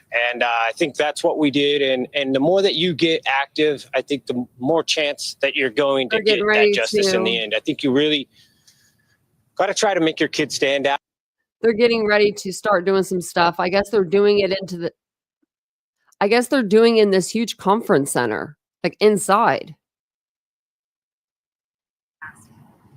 Olivia today. Olivia asked the question, what was the underlying so despite this meeting around the prosecutors, there still sounds like there's something going on there? No, we do know that another weapon was used on Kaylee. So we don't know what that weapon was. Yeah. But They didn't recover it. along with the knife wasn't recovered. I wonder how they was knew. not just stabbed. There was other things that happened to Kaylee. Talk about that a little. The conversation we had with the prosecution was about healing more than anything. It was about giving the victims' families answers. And they may share some of that information at a later date, but today is not the day for that. Today is about the sentencing. It's about putting the defendant in prison for the rest of his life. So there may be more details to come about that, but that conversation that they had was about the healing process and finding some answers that they had. And so we may share at a later date, but today's not the day. Okay, I'm switching it over. Okay, I'm going to switch it over because I think they're going to start talking over here. They are. Well, we had mentioned about 45 minutes after the What is hearing. it? However, potentially 12:15 start. Okay. Is that good? 12:15 start. We'll bump it up a little bit. We'll go back. Describing what today has been like as they were confronted face to face. White balance, sound check. 1, 2, 1, 2. Making sure we have sound. Good. Okay. Well, having fun. Checking 1, checking 2. At least they're checking the mics and stuff. Mic check, mic check. Check 1, check 2, check 3.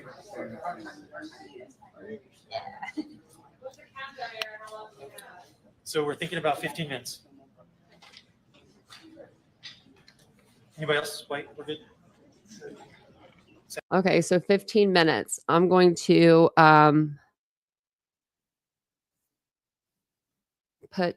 let me see. I'm actually just going to leave it on here so we don't miss anything. I just got to run and throw my laundry into the dryer and stuff. Sound check, all good? I mean, just fast forward, make sure we don't miss anything.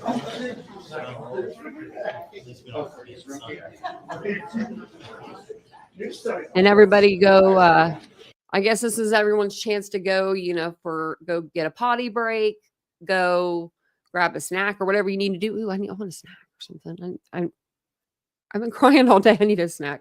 And my dogs are good. I took them out, so they're good for a while. Yeah, they're sleeping like angels. So I'll be back in just a moment, but I will leave this on just in case, they pop in early or something. And if you guys don't mind, hit the like button for me.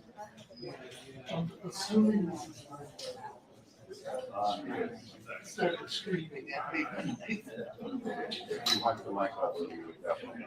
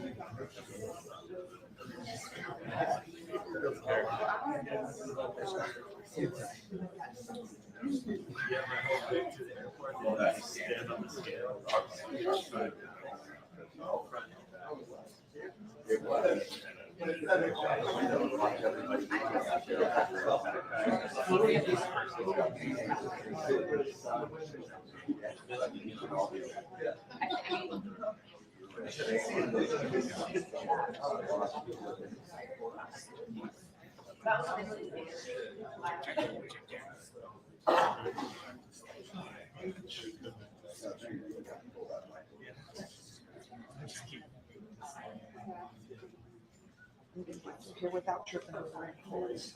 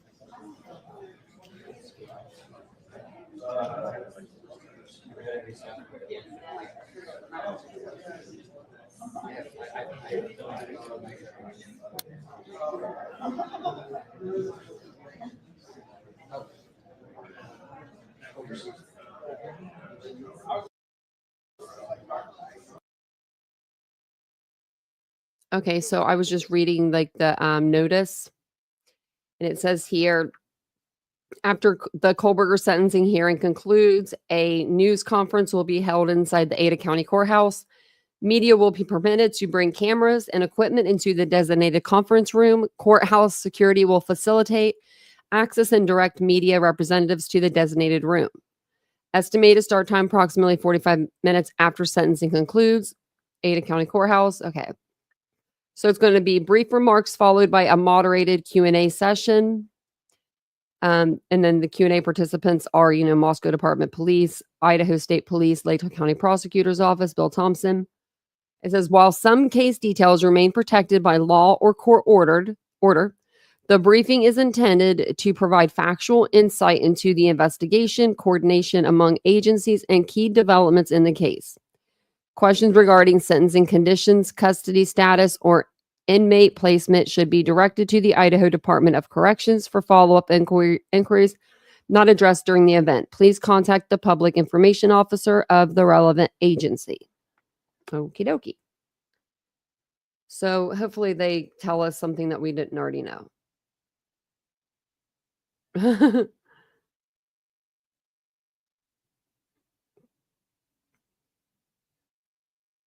So I guess we're just waiting on them. Okay. They said it'll be about another 7 minutes or so.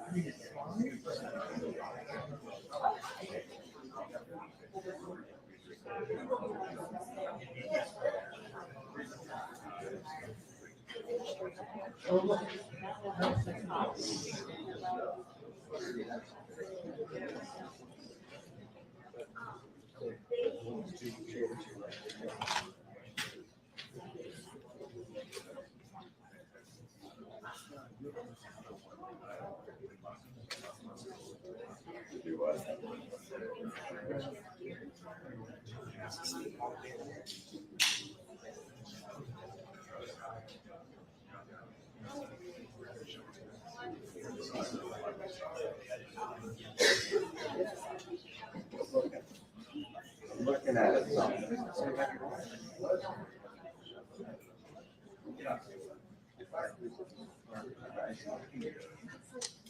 All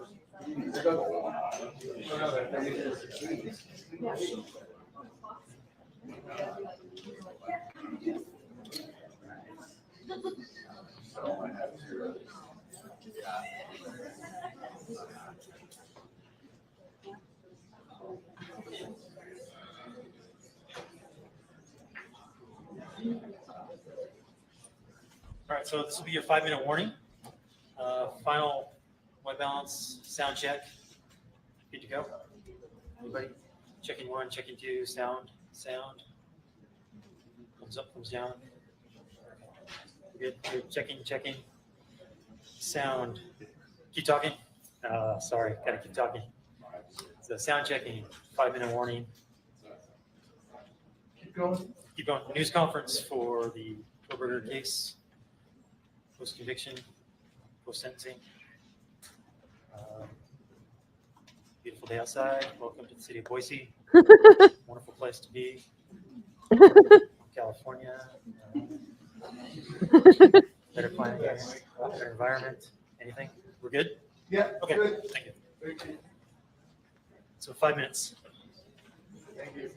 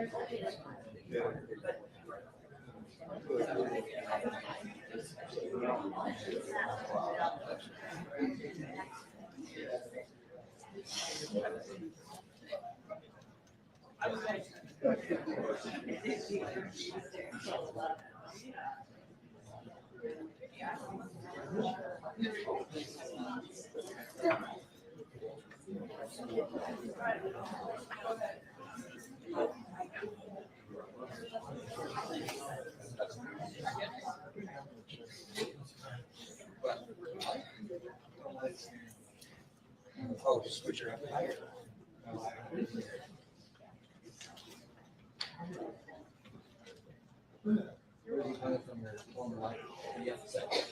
What if you stuff this out?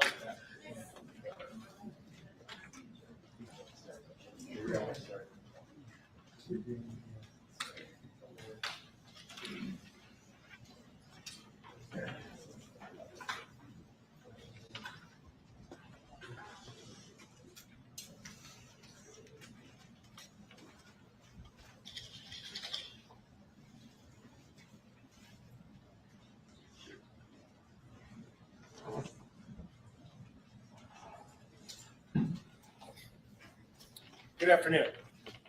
My name is Anthony Dollinger. I am the Chief of Police of the Moscow Police Department. Thank you for joining us.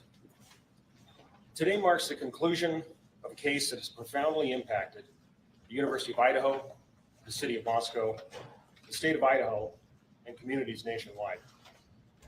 Today's sentencing of Brian Koberger brings the legal process to a close following his conviction for the brutal murders of Kaylee Goncalves, Madison Mogen, Xana Kernodle, and Ethan Chapin.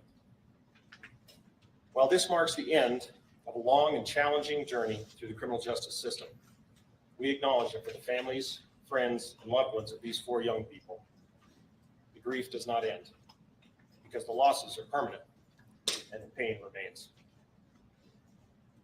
We want to express our deepest gratitude for their strength and resilience during this challenging time.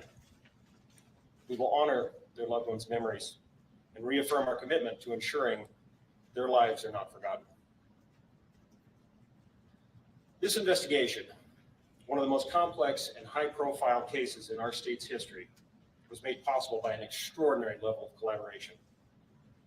From local and state police officers to federal agents and analysts, as well as prosecutors, forensics teams, and technical experts. It also took immense courage, patience, and resilience from a grieving community whose role was invaluable. From the very beginning of this tragedy, Moscow Police Department and our law enforcement partners never lost sight of the mission, which was to bring justice for the victims and their families, and to hold accountable the person who committed these horrible crimes. Despite the complexity of this case, our team never wavered. They never gave up, and we completed the mission. During this investigation, I was fortunate to witness the level of professionalism, expertise, drive, and passion that each member of the investigative team brought to the overall effort. And it was truly awe-inspiring. To all who came to our aid and assisted in this immense undertaking, I cannot express my gratitude enough. We are forever thankful. And I would be remiss if I did not thank the amazing communities of Moscow and the University of Idaho. For weeks on end during this investigation, the support you provided to our team was greatly appreciated. The numerous phone calls, letters, and seemingly endless stream of food helped keep our spirits high and encouraged us to press on. Today, we want to provide an opportunity to hear from the key agencies involved in the investigation, prosecution, and overall response to this case. Each agency played a vital role in pursuit of truth and accountability. Further remarks will be provided by the Latah County Prosecutor's Office, followed by the Idaho State Police, the Federal Bureau of Investigation, and the Office of the Attorney General. Each speaker will provide brief comments, followed by a limited Q&A session. With that, I'd like to introduce Latah County Prosecutor Bill Thompson, representing the Latah County Prosecutor's Office. Thank you, Anthony. Welcome, everybody. It's been a long time since we've been able to stand in the same room together. You have to listen to me talk. I'm sorry. I'm ready to hear you First talk. off, I want to thank the folks here in Ada County. I can tell you, I would much prefer to be in Latah County right now and be able to talk to the people most directly impacted by this. But Ada County has been a phenomenal support and protector for the integrity of this case. And I just want to send that shout out right now. So today, you were all, I think, listening in, either in person or with the live stream. We have reached the conclusion of the judicial process. And we believe we've achieved accountability and finality and certainty for everyone who has suffered from this, so we can try to move on. As you are aware, Mr. Koberger pleaded guilty to all 5 counts of the indictment. He pleaded guilty as charged. There was no plea bargain to change charges, drop charges.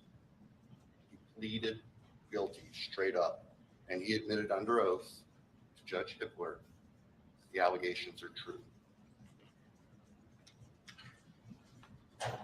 He has also received a life and death sentence, and that he is going into the Department of Corrections custody, and he will remain there until he dies. And our communities are protected from him. Our communities are safe from him. And we have finality and conclusion, not just for the families, but for everyone who suffered because of this. Chief Dollinger talked about the extraordinary teamwork on this case. I can tell you that Ashley Jennings, my senior deputy, and I, we were with the investigators from day one. We worked as a team beyond any team that I've seen in my almost 33 years as a Latah County prosecutor and 45 years as an attorney in Idaho. This level of collaboration is indescribably phenomenal. And in this room, we have representatives of the FBI, and here, of course, Special Agent Grover. We have representatives from the Idaho State Police. We have representatives from the Moscow Police Department. We have representatives from the Office of the Idaho Attorney General. I can tell you, I will be forever grateful for the assistance that Jeff Nye, the head of the criminal division, and his deputy attorneys general, Ingrid and Maddie, standing beside him, offered to us. I don't know that we would have been able to reach the conclusion that we have today as successfully without their brilliant and dedicated work. And they too have lived this case from the get-go.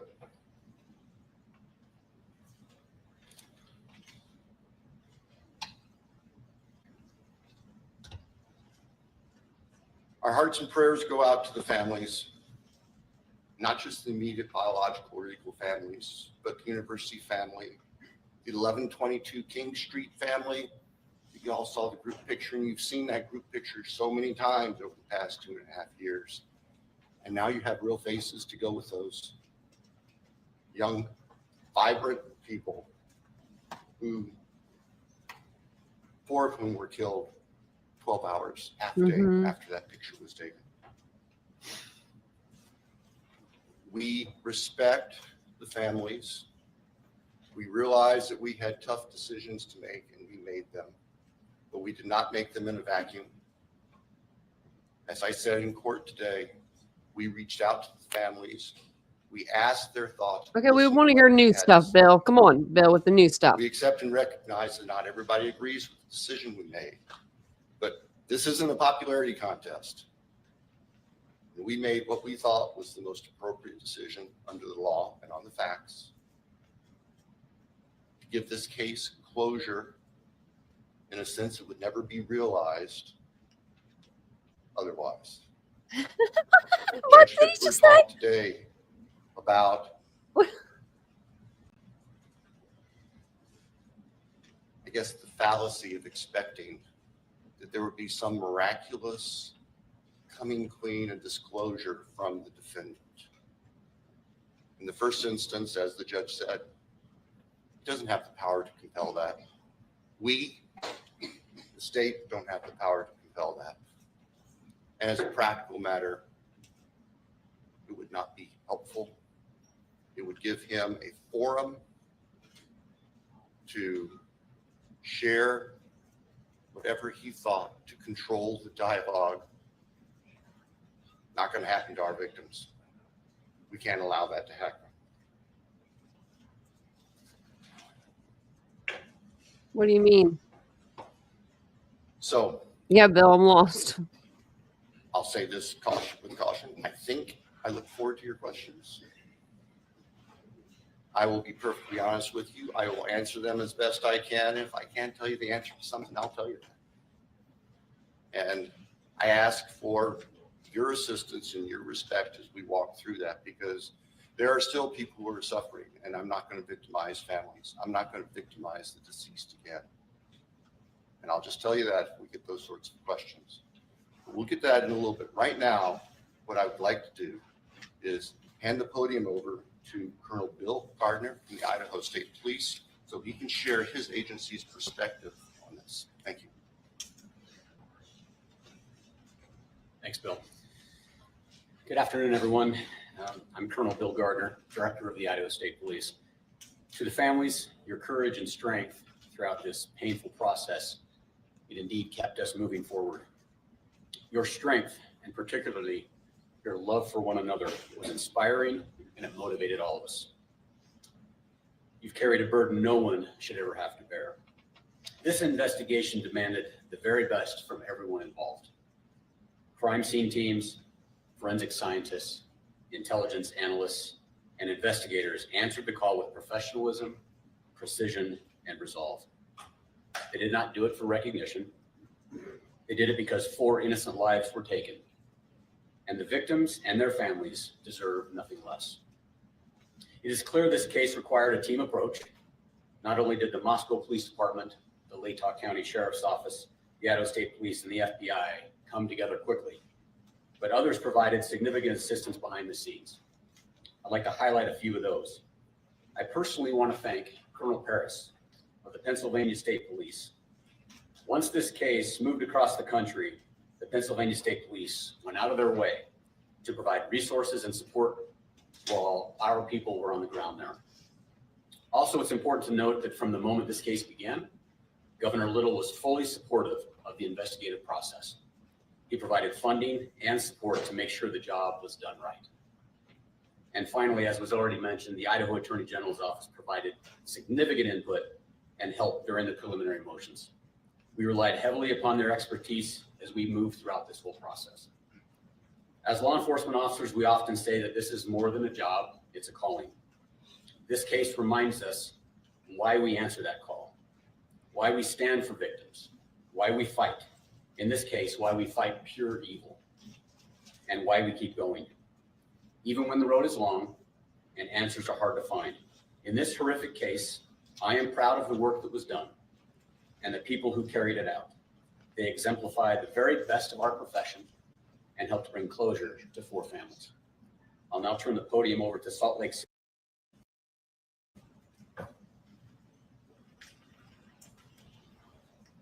Good afternoon. My name is Brett Grover. I'm the supervisory senior resident agent in our Coeur d'Alene office of the FBI, which is part of our. I'm going to FBI switch Salt Lake stations.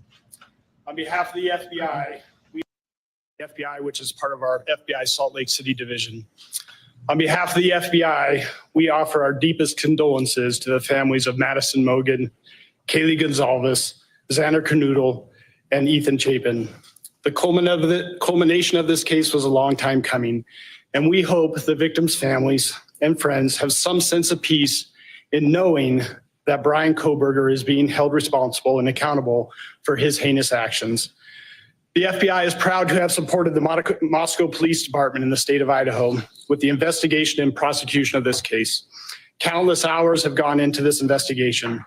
The FBI dedicated significant resources to include digital and forensic analysis, intelligence support from our folks at FBI headquarters and field offices around the country, and victim services, which continue to this day.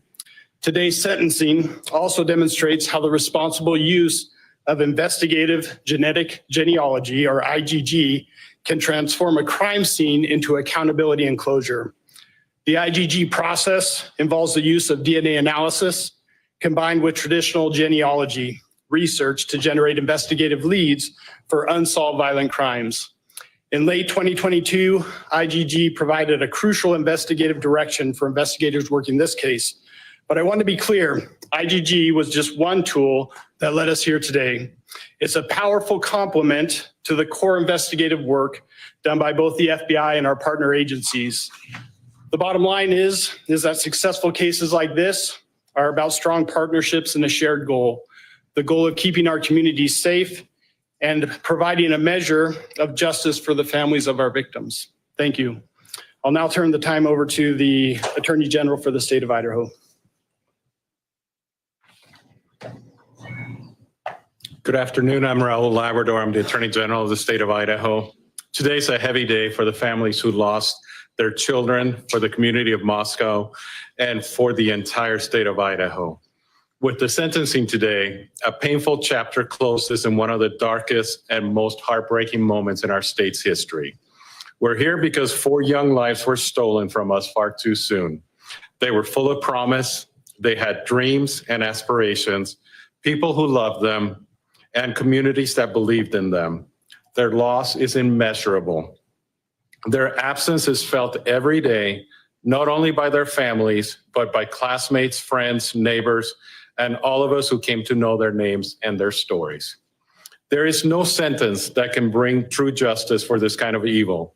Nothing we do today can undo the heartache or fill the empty chairs at family tables. But today's sentencing ensures one thing, that the perpetrator will never again walk free. In fact, he will never harm another family. I want to extend my deepest gratitude to Prosecutor Bill Thompson, whose steady leadership has guided this case from the beginning, to the people of Latah County for their trust and commitment to justice, and to the state of Idaho, and to the state, also to the local and federal law enforcement communities who have been focused on bringing justice for the victims. I also want to recognize Jeff Nye, who's the chief of my office's criminal law division, and the team of attorneys in my office who work side by side with local prosecutors. Their contributions were quiet, but vital. They help protect the grand jury's work. They push back against legal challenges and successfully defended the use of advanced forensic tools that helped identify Kohberger. These were groundbreaking legal efforts done with resolve, with care, and in the name of public safety. Their outstanding legal work spared the families and the public from a drawn-out, painful trial that would have reopened wounds and prolonged the family's agony. When I became the Attorney General 2.5 years ago, I interviewed Jeff Nye. He was not the chief of the criminal division at the time. And I asked him if there was anything he would change in the office of Attorney General. If you get to know Jeff, he had a long list. It was a very long list of things that he would change in the criminal division. But the first thing he talked about was the fact that our office was not helping local prosecutors with their defense, with their prosecution. It was a take it or leave it kind of approach, that we either took the case and handled all the matter, or we did nothing at all. And he said that there were important cases where we could actually assist in the Office of Attorney General. It's one of the reasons I hired him to be my chief of the criminal division. And I think today culminates the wise decision that he had to make those changes and the important change that we made in the office. This moment didn't come easily. It was the result of tireless effort, careful preparation, and unwavering pursuit of the truth. Behind the scenes, our legal teams worked diligently to defend dozens of legal challenges. Their efforts not only helped ensure a just outcome, they also spared the families and the community from the painful trial and endless appeals that would have reopened deep wounds. To the families of Madison, Kaylee, Xana, and Ethan, no words from any of us, no legal ruling, and no sentence from a judge can heal what you've endured. But I want you to know this. My sincere wish is that you have not carried this burden alone. Idaho grieves with you. Idaho stands with you. And your children's names will not be forgotten. We honor them, not only with our words today, but with our commitment to protecting others in their memory. I will never stop fighting for the people of Idaho, and I thank every single member of this community Nancy's already got a video out. just reached out to the families and supported them. And may God bless the souls of the victims and the families who have suffered.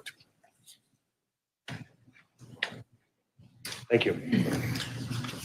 Now we will transition into our question and answer phase. Joining me at the podium will be Bill Thompson from the prosecutor's office and the two lead investigators, Brett Payne and Darren Gilbertson. Just a couple of things before we begin. We recognize that everyone has a lot of questions. We're going to try to do our best to get to as many as we possibly can.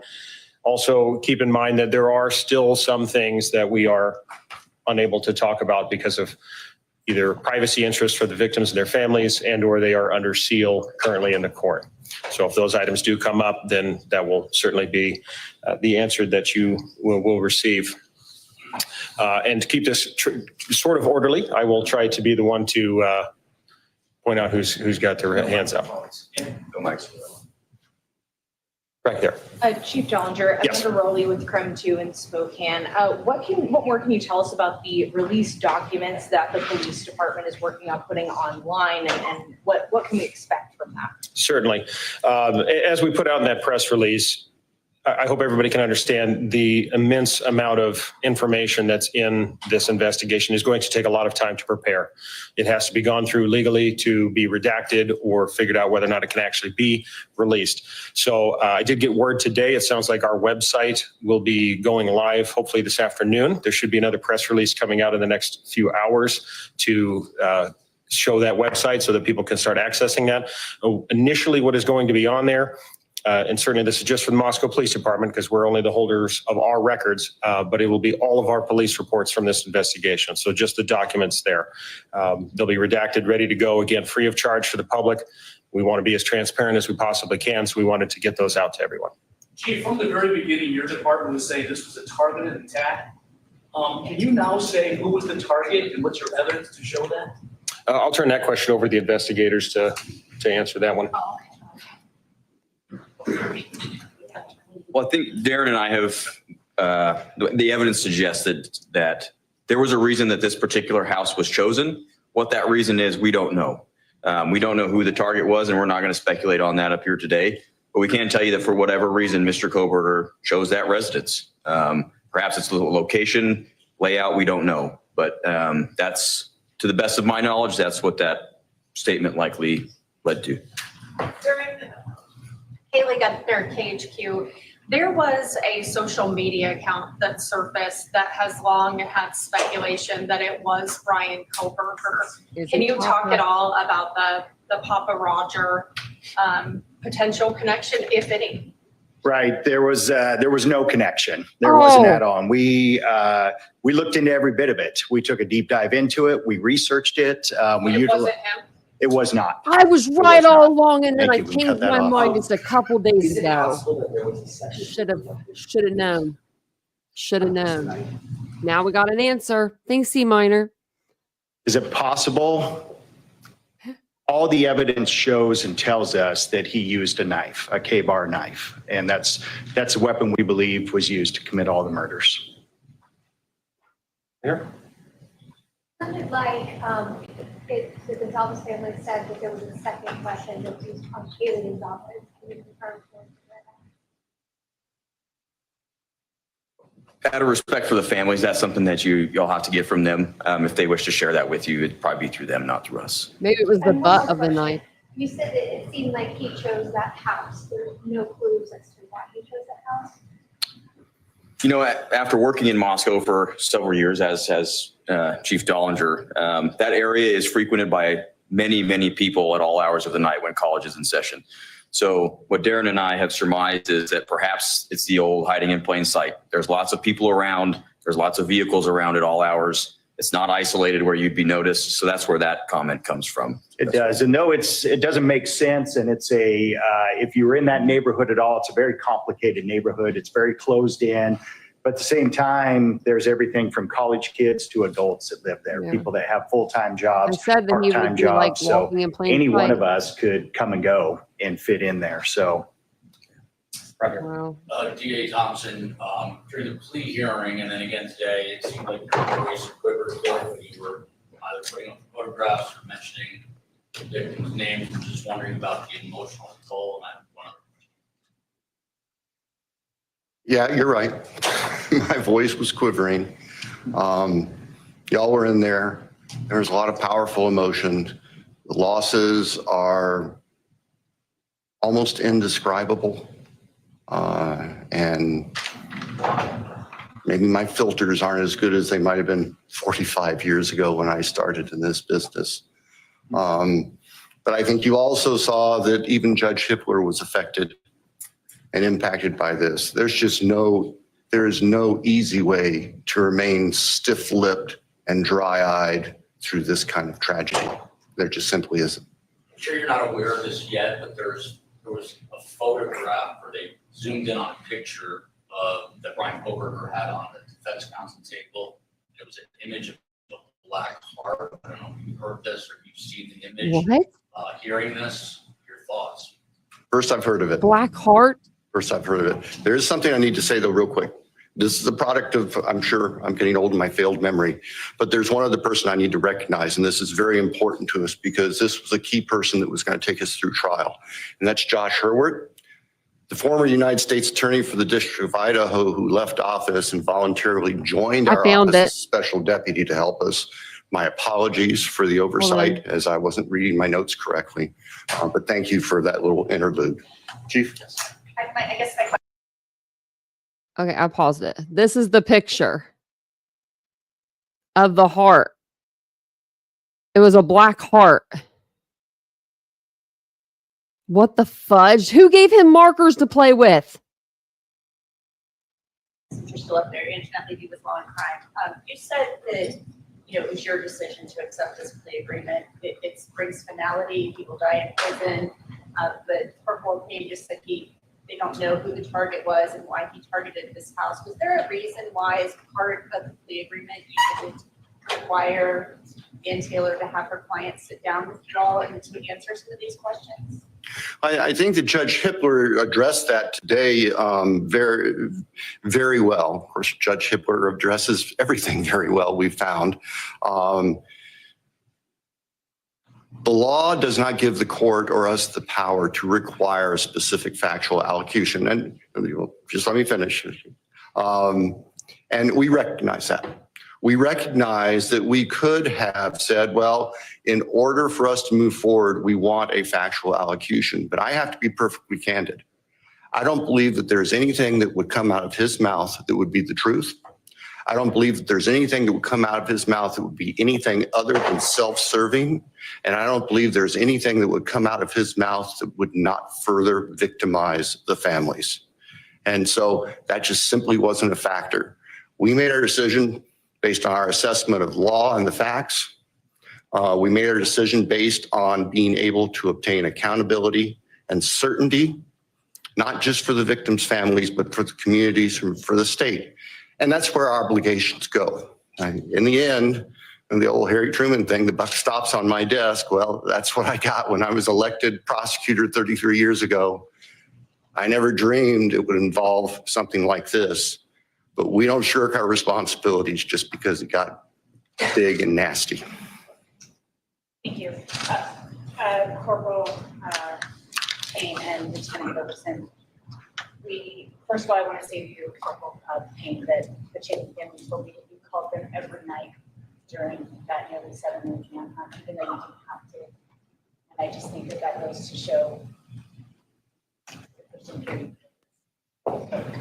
That being said, I'm curious as to where you think or believe the murder weapon is, where you think or believe disclosed Coburn was during that night are, and how do you think he avoided forensics? Well, I can just tell you, and forgive us if we go back and forth, it's just kind of how we roll. There is no evidence that we found that would lead us to any specific, even general location as to where the murder weapon or the clothes have been. And we searched. I mean, the FBI, again, to their credit, we had folks doing soil samples and so all sorts of things to try to come up with somewhere to start searching for these things. And we just never found it. As far as the forensics piece, I'll let Darren speak to you. Yeah, and on the weapon, it wasn't a lack of trying. Everywhere that we had evidence of where he went, based upon phone records, based upon the evidence that we had gathered, we searched that. We went there. We did searches on the ground, in the water. We did searches. We sent soil samples to try to figure out maybe where a shovel had been used. So we searched everywhere that we possibly could. But the reality is we're looking for a singular small, it's not that small, but K-bar knife, and that's it. So it's endless of where it could have been, and we just were not able to find it. So what about the clothes and visibility though to avoid forensics at the scene, in a murder scene where we now know Kaylee Goncalves was stabbed 34 times and another victim was stabbed more than. right. So the reality is that somebody can carry this out and still not get covered in blood. That's the reality of it. And this does happen. And there's plenty of studies of that. And we've had some of the world's experts that we've asked those same questions because we've struggled with that. Why do we not find more here and there? And the reality was, if somebody has the training, if somebody has thought about it, if somebody wears the right type of clothing, that could be the outcome. And that's what we were left with. Over here. Chief of SARS of CNN, to Mr. Thompson, did you do psychological testing on Brian Koberger? Did that weigh into your decision to have a plea deal? And stabbings, multiple stabbings are very personal. How did you assess that mode of murder? I can tell you that psychological testing was done with Mr. Koberger. The results of that do not rise to a defense to his conduct under Idaho law. The results of the various testing, most of it done by the defense or on behalf of the defense, is also sealed by court order. So I can't speak to any specifics, but I can tell you, yes, psychological testing was done. I can also tell you that no, psychological testing or any potential psychological condition, Mr. Koberger, that did not play a role in our decision. Bill, does it have any bearing on where he will be placed or housed? Where Mr. Koberger, where the defendant is going to be housed is going to be up to the Idaho Department of Correction. And that could very well change over time. And the reality is we will know about it after it happens. Over here. Did you monitor Mr. Koberger's communications while he was incarcerated? And did he say anything that was helpful or gave you any insight as to why he did this? Yeah, we did monitor it, both while he was housed in Latah County and then once he was moved down to Ada County. We have hundreds, thousands of hours of monitoring that was done, but there was nothing of evidentiary value that was gained from any of it. Will you be releasing those conversations? It's my understanding that the jail will not be releasing things that involve personal conversations with third parties. That ultimately would be a decision because the recordings are in possession of the two correctional facilities or detention facilities. But I'm pretty certain Latah County Sheriff's Office policy does not allow for that. And I would guess Ada County is similar. You can ask them. Back here. Thank you. Greg Fisher with CBS News 48 Hours. Was there any evidence that Koberger was following the social media of any of the victims?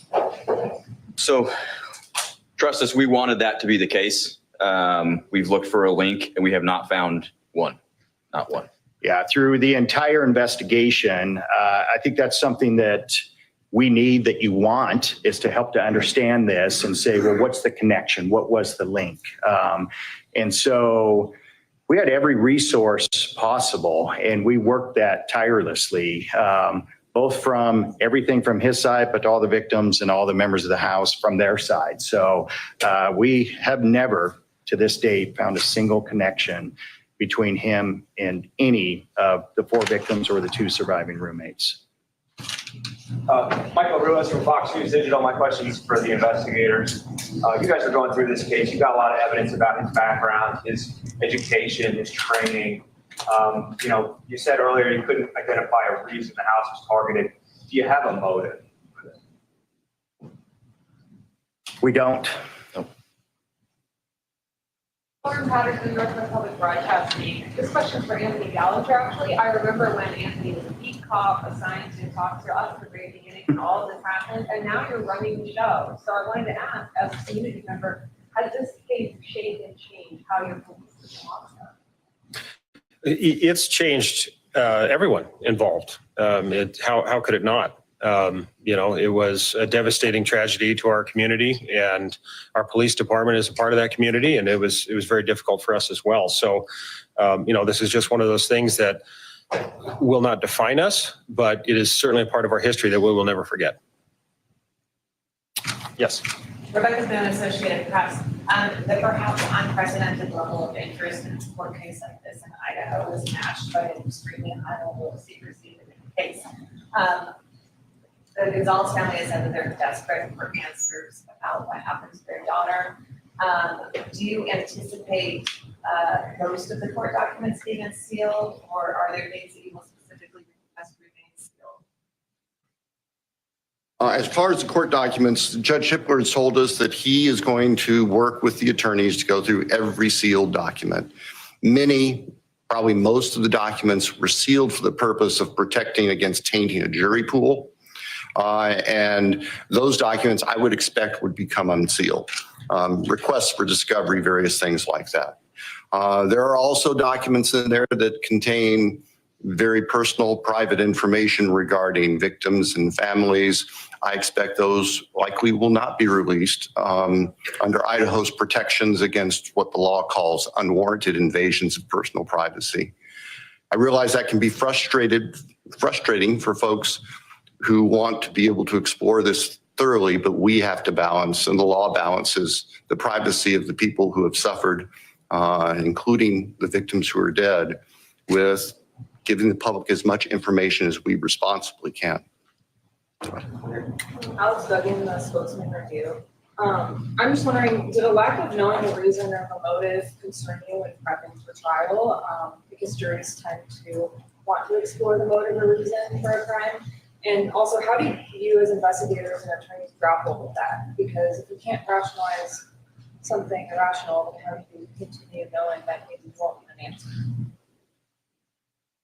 Well, I'll tell you from an investigator standpoint, we already know and realize we often don't get to know that. We want it. We all do. We naturally want that. But the reality is it's not something that we have to have or that we get. And the reality also is that oftentimes those very things that you're asking about, they're only known to one person. It's the person that commits those crimes. And I think that's probably what we have here. And I would add that going through this whole investigation, I'd probably say it's easier than it was for Bill's offices. We were focused on a task. We had a task to do, and it was discovering evidence and interviewing folks and that sort of thing. So the motive necessarily doesn't play a part in that, right? Obviously it can, but we were just focused on getting the job done in the correct way as best we could. So. And from the prosecutor's point of view, yeah, certainly lack of a clear motive is something that we think about and consider as we're preparing for trial, because we're going to have a jury of 12, ordinary, honest citizens there who are wanting to figure this thing out. But we also, and I've also found that juries tend to follow the law. And even jurors who come in with strong feelings, they tend to follow the law that the judge gives. And there is no element of motive in Idaho law for murder. And so we set that aside as something that we were going to dwell on. Whether there was clear proof of a specific motive, because we knew it wasn't legally required. And practically speaking, we knew it wasn't something that we possessed that we could give to the jury without speculating. And I'm sure as heck not going to stand in front of a bunch of 12 jurors and start speculating. We're going to give them the evidence. And the evidence in this case, what you heard at the time of his guilty plea back on the 2nd, that evidence was compelling, and it showed his guilt without having to worry about motive in a human sense. But thank you for the question. Did he say anything when he was arrested? Yeah, so Brett, myself, and members of the FBI, we traveled back to Pennsylvania. We were there. And I know they hit on it earlier, but I'd be remiss without talking about the cooperation and the support that we had from them was absolutely incredible. From the time that we got on the ground with the Pennsylvania State Police and with the FBI back there, it was unbelievable. Anything that we needed, they were there to facilitate it. So we helped to shape what that looked like, what the arrest looked like, what took place once they hit the house on the search warrant and he was taken into custody. Brett and I were at another location, a barracks of the Pennsylvania State Police. And then he was brought to us and we conducted an interview with him that night there in Pennsylvania. Can you talk about what he said? So we went into this interview. We used a lot of influence and guidance from the FBI and their behavioral analysis unit. They helped us a ton in framing our interview strategy rather. When we spoke to Mr. Koberger, we kept it pretty surface level to begin with, the idea being get him to speak and keep him speaking. It was pretty surface level. And then when we tried to get into things a bit more detail, he decided to end the interview. So that's pretty much as soon as we tried to walk into the purpose of why we're there, which obviously he knows we're detectives from Idaho. So that's when we really started to shut down and they just shut it down. So what was his demeanor? Calm, relaxed. Say very similar to what you see and whenever you see him in court. Next question. Yeah, Mike Baker from the New York Times. I'm wondering if you can talk about Mr. Koberger's family, whether you got this cooperation, tips, input from them along the way. The only thing I'm really able to talk about is that we didn't get any tips or any evidentiary items from the family. So add to that? No. Just wondering if you ever had any idea of what made Mr. Koberger take the plea deal in the end? No. Can I ask a follow-up question? I know the report. That was a short answer. You probably have time for a short follow-up. Can I also ask a follow-up to the investigators? I know there was some reports that there was co-workers and tires for a container out of the house. Did you ever determine what that was? No, and the belief was in the one of the roommates in her statement, and that's out there, was that she observed something in his hand when she saw him, but we don't know what it was. All right, you've just been listening to authorities there in Boise, Idaho, doing a debrief after the sentencing of Brian Kohberger. You heard from the top prosecutor there, Bill Thompson, along with a variety of state and local officials describing Kohberger's demeanor after they first encountered him after he was arrested. Also describing a number of different factors related to the investigation, almost sort of batting down conspiracy theories that have been floating out there, saying he was not actually following them on social media. They have found no connection between him and any of the victims. That was one of the questions that had sort of been lingering out there.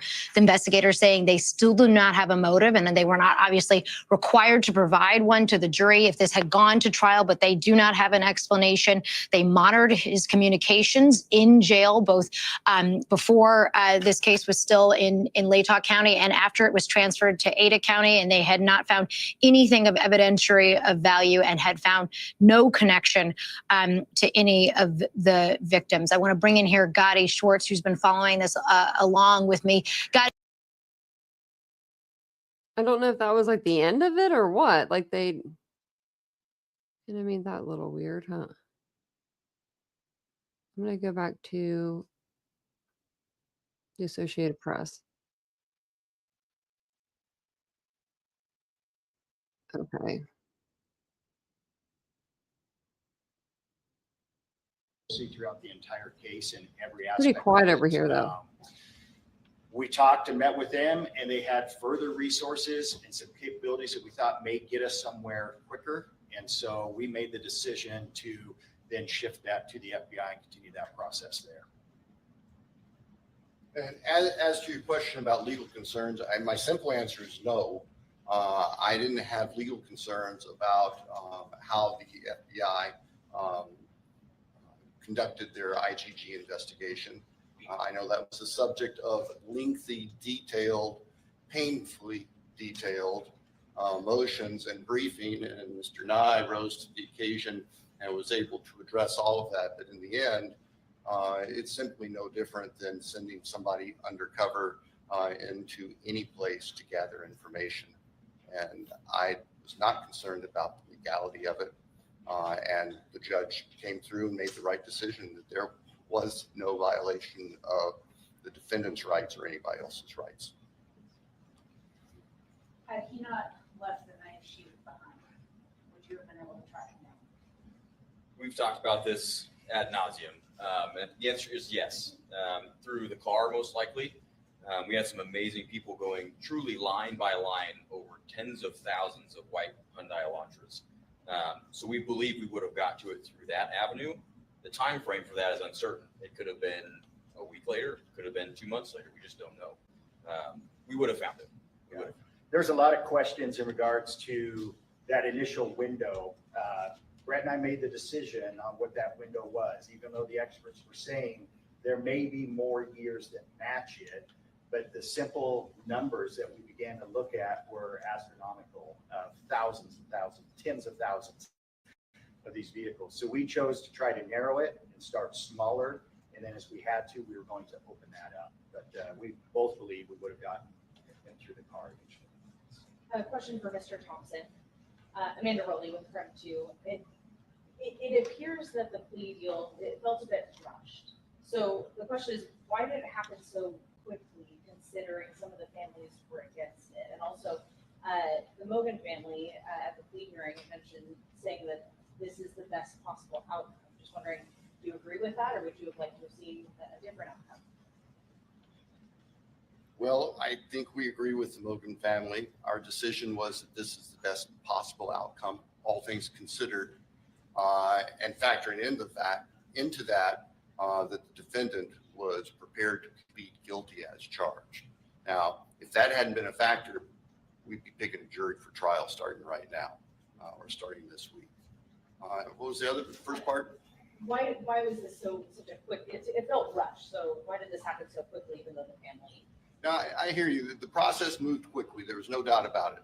And like I outlined for the court earlier today, things changed dynamically the week following the June 18th hearings on the defense motion for a continuance and the alternate perpetrator motion, where Judge Hippler made it very clear that the defense was not going to prevail on either of those. And so the reality of trial was there, and there was nothing else in its way. We were continuing to prepare for trial. We had been doing that for months. And as I mentioned, that's me bringing Mr. Hurwood in to help us because the Attorney General's office was not able with the manpower to help us all the way through trial. We were ready to go. When we were approached by the defense about the possibility of a plea, our first question was, is your client prepared to plead guilty? And it took them a little while to give us that answer. In the meantime, we reached out to the families. And we talked to the families and we solicited their input.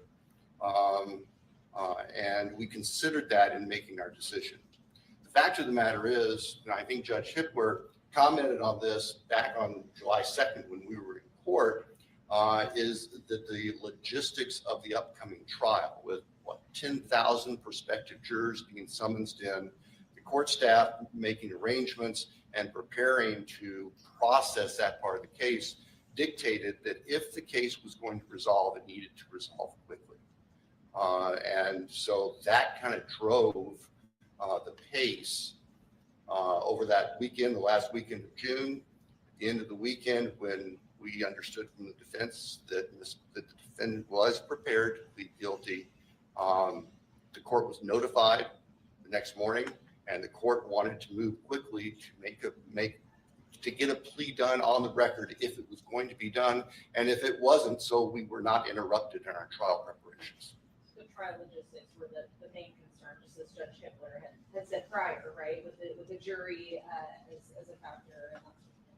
Yeah, the practical aspect is that the trial machine was running, and if it was going to be interrupted, that had to be known as soon as possible. I think that's the fairest explanation. Michelle, thank you for 48 hours. I just had a question about when you were looking into Koberger's past. Was there any early sign of trouble, or what did his background look like? Well, we can't go into his younger years. I believe that's actually still under seal. Correct me if I'm wrong. But what I can tell you is the things we do know about him was that his education led him down a path that was very much focused on forensics, crime scenes, that sort of thing. So that was really what we focused on in his background, is what led him down this path. How may he have prepared for this? And I think that was a big component of that, was just his schooling and his choice of potential future profession. And just so there's no speculation here by what Detective Payne just said, documents under seal involving Mr. Koberger's background, they may or may not be released down the road. I can tell you that there is no evidence of any criminal history of any significant nature. There was no evidence of a history of violence. There was no evidence of a history of a factual predisposition to do the crimes that he committed here. So if there are any concerns among your listeners or readers that somehow he was a serial killer in waiting with all of these prior actions, we are not aware of any behaviors like that that preceded what happened here in Idaho. Take this question here, and then we're gonna have two more after that. Yeah, in the article, CBS News, especially was responsible. Possibly talk about anything with the experience, or the deal was reached, including Goncalves. Have you spoken to Goncalves afterward about their displeasure with this, and if so, what's that conversation? We have spoken with families afterwards, and I can tell you that families that did not agree with our decision have made that very clear to us. And I don't expect anything different. I respect And we respect that everyone is going to grieve differently, even within family units. And everyone is going to look at the case and possible resolutions from their own light, and they are entitled to that as the victims.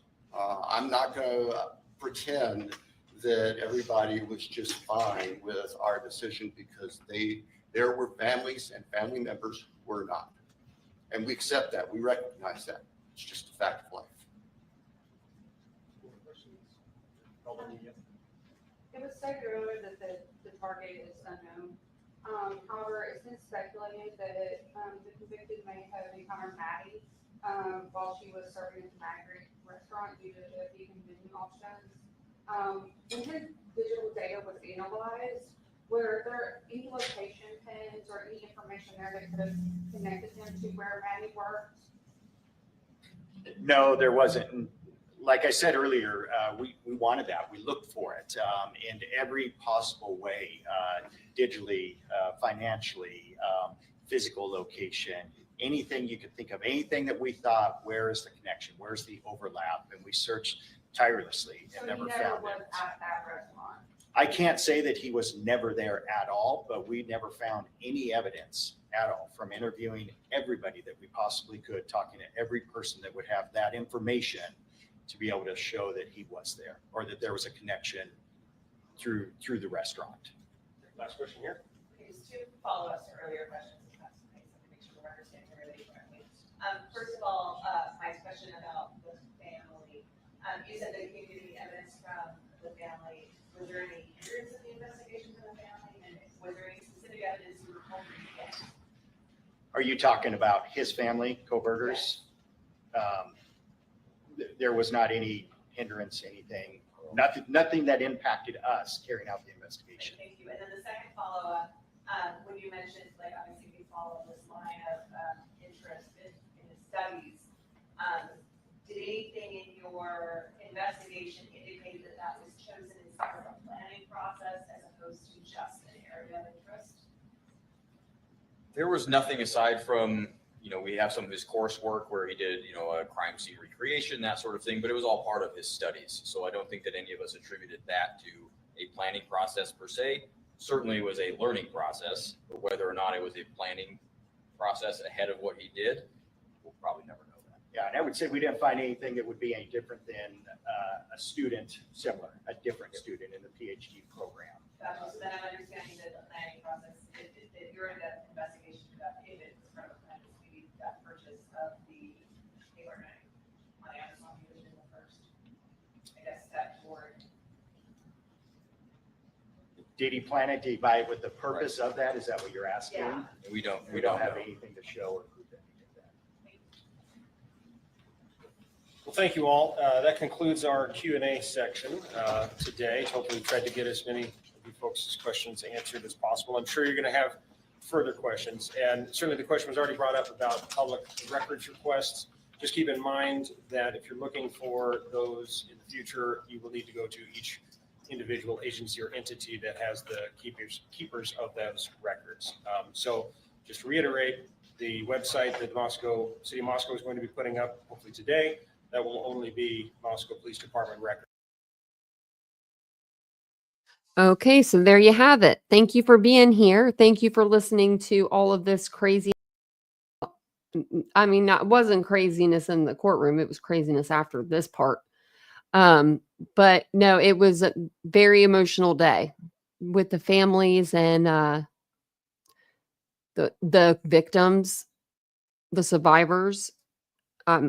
Wow. I'm so proud of Dylan and I'm so proud of Bethany. She might not have been able to go up there and speak, but she got her thoughts out on paper and was able to have Emily go up there and speak for her. So I thought that was pretty sweet. But I should be back on this evening. I don't see why not. I am going to go decompress a little bit. I feel like we all could probably decompress for a little bit. But everybody be careful, stay safe. We will be back on to talk about everything that we listened to today. I just needed to decompress for a little bit and just kind of, I don't know, be with the thoughts. But I will be putting in FOIAs for the now that we can, and they won't be rejected because last time it was denied. since sentencing's over, we can now go to like all the different places, Monroe, Pennsylvania, to Latah County. So I'll be getting those FOIA requests put in so we get all the stuff that we can get. And I will see you guys all later tonight. Have a wonderful evening and have a wonderful day. Go out and sit in the sun if it's sunny where you are, or if it's just warm. It's really sunny here today, so I'm going to go sit outside in the sun here soon. So have a wonderful, wonderful day. Bye, guys.